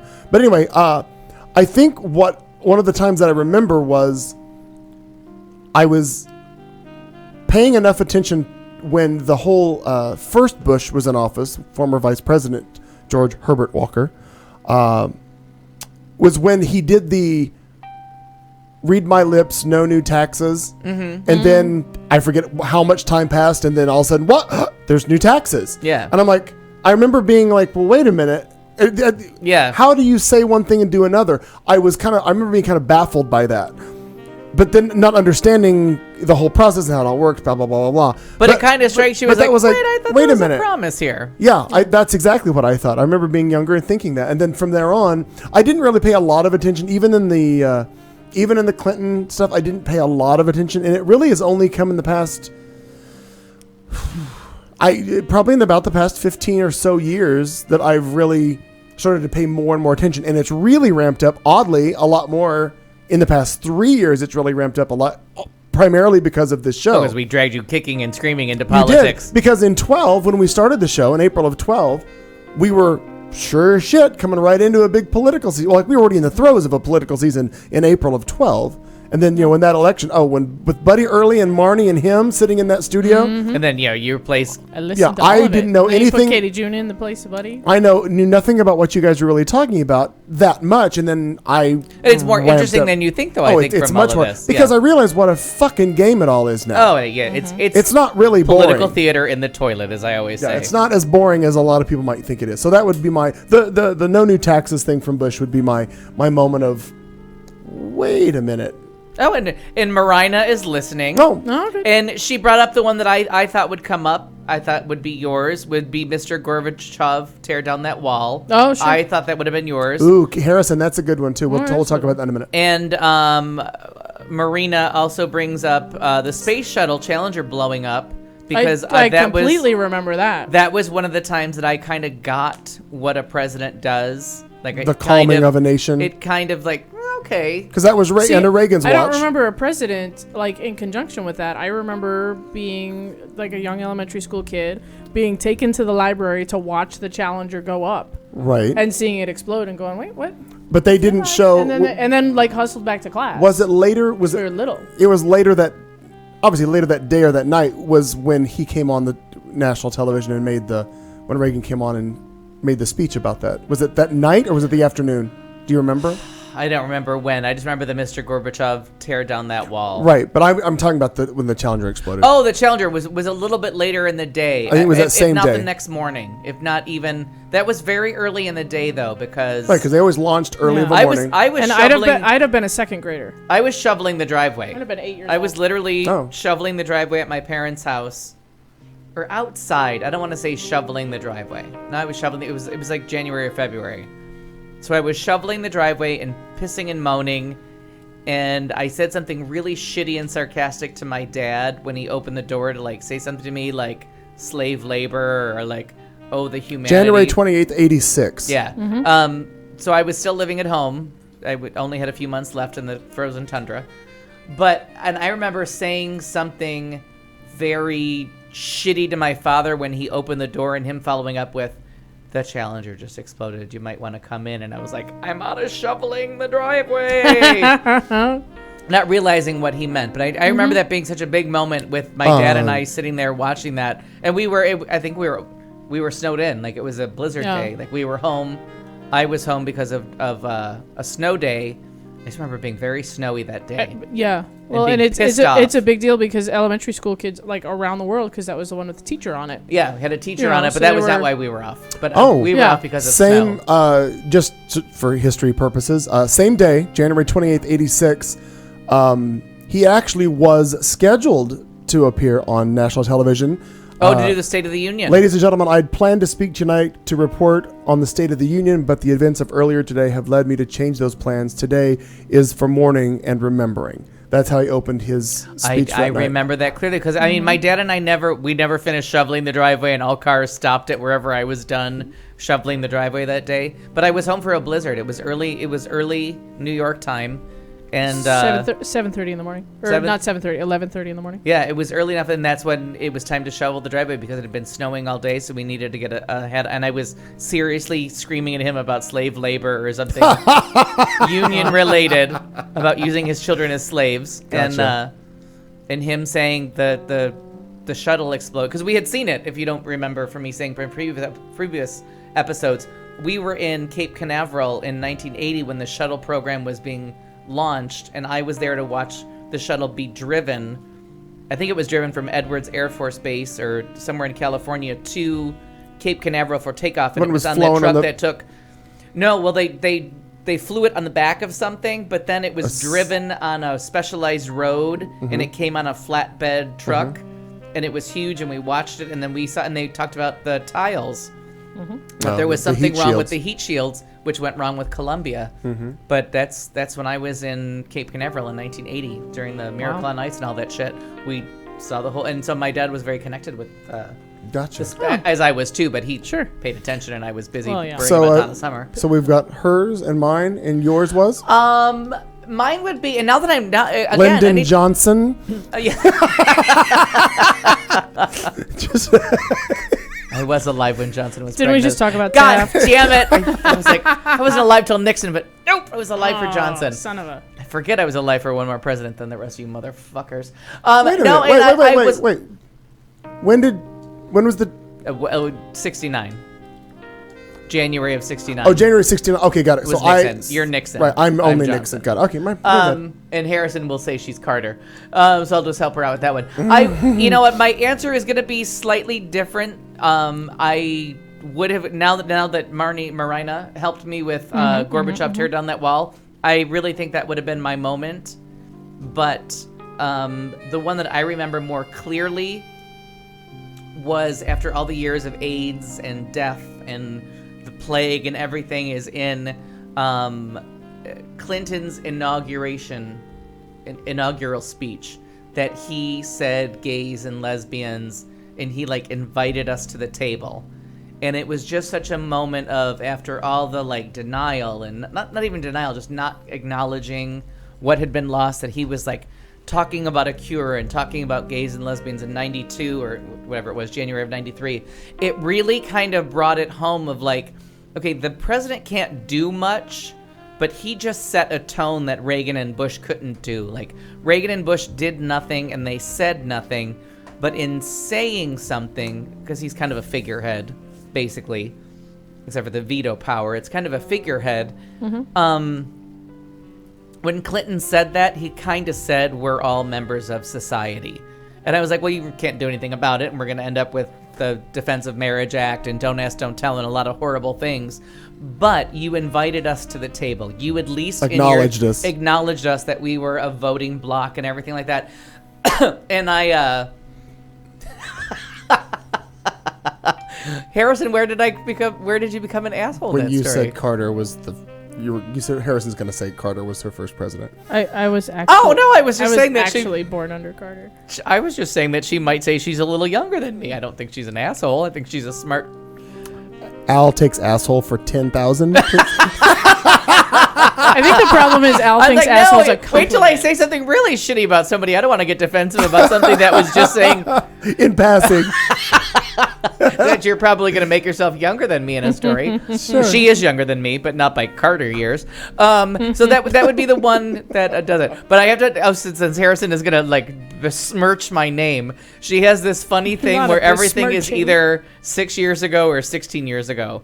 Oh. So you decide, but you can't ever put real math to it. It's either 6 years ago or 16 years ago. So as you get older, it's a handy tool. When someone tells you, did you know that 25 years ago or 26 years ago it was Never Gonna Give You Up? Rick Astley is like, that's 26 years ago that Rick Astley was a hit. So Harrison would say, that was 16 years ago. There's no math. You just make it 16 years ago, and it's vague enough to get you by. So. But specific enough to be believable. I think it's brilliant. I know. I forget that Harrison's on the time delay, so she's yelling at me after I've already apologized. She'll get there. Can we wrap up this dog and pony show? Isn't that funny? 6 or 16 years. Just figure it out. Just a decade span in between somewhere. But she was quick with it, too, when we were in California. She kept whipping that out, and then finally we're like, we just give in. We'll just do 16 years. We'll just do 16. Doesn't matter. Welcome to YouTube, or welcome to getting kicked off YouTube. Well, only because you left lights on in the bathroom. Next week, we're going to find out about a Honda portable generator and have ourselves self-sustained. We're going to find out about peeing in the dark. You and me going to pee it in the dark. It's all right. Because that's what's throwing this monkey into the smoking We'd like section. to thank all of you for joining us on the new YouTube channel. Everybody in the chat room and from around the world. By the way, there will be no recorded show of this on the video portion because at all. I haven't figured that out yet, but we will. There will be an audio-only version, and you can send a self-addressed stamped envelope. Because I think it was still recording while the power was. I'll have to edit that off. We have like 2 minutes of Before we do, we wrap up tonight's show and leave you with this parting thoughts. We will see you next Tuesday. Good night, everybody. Harrison, you know I love you. Shut up. You've been listening to The Show on Q Talk America.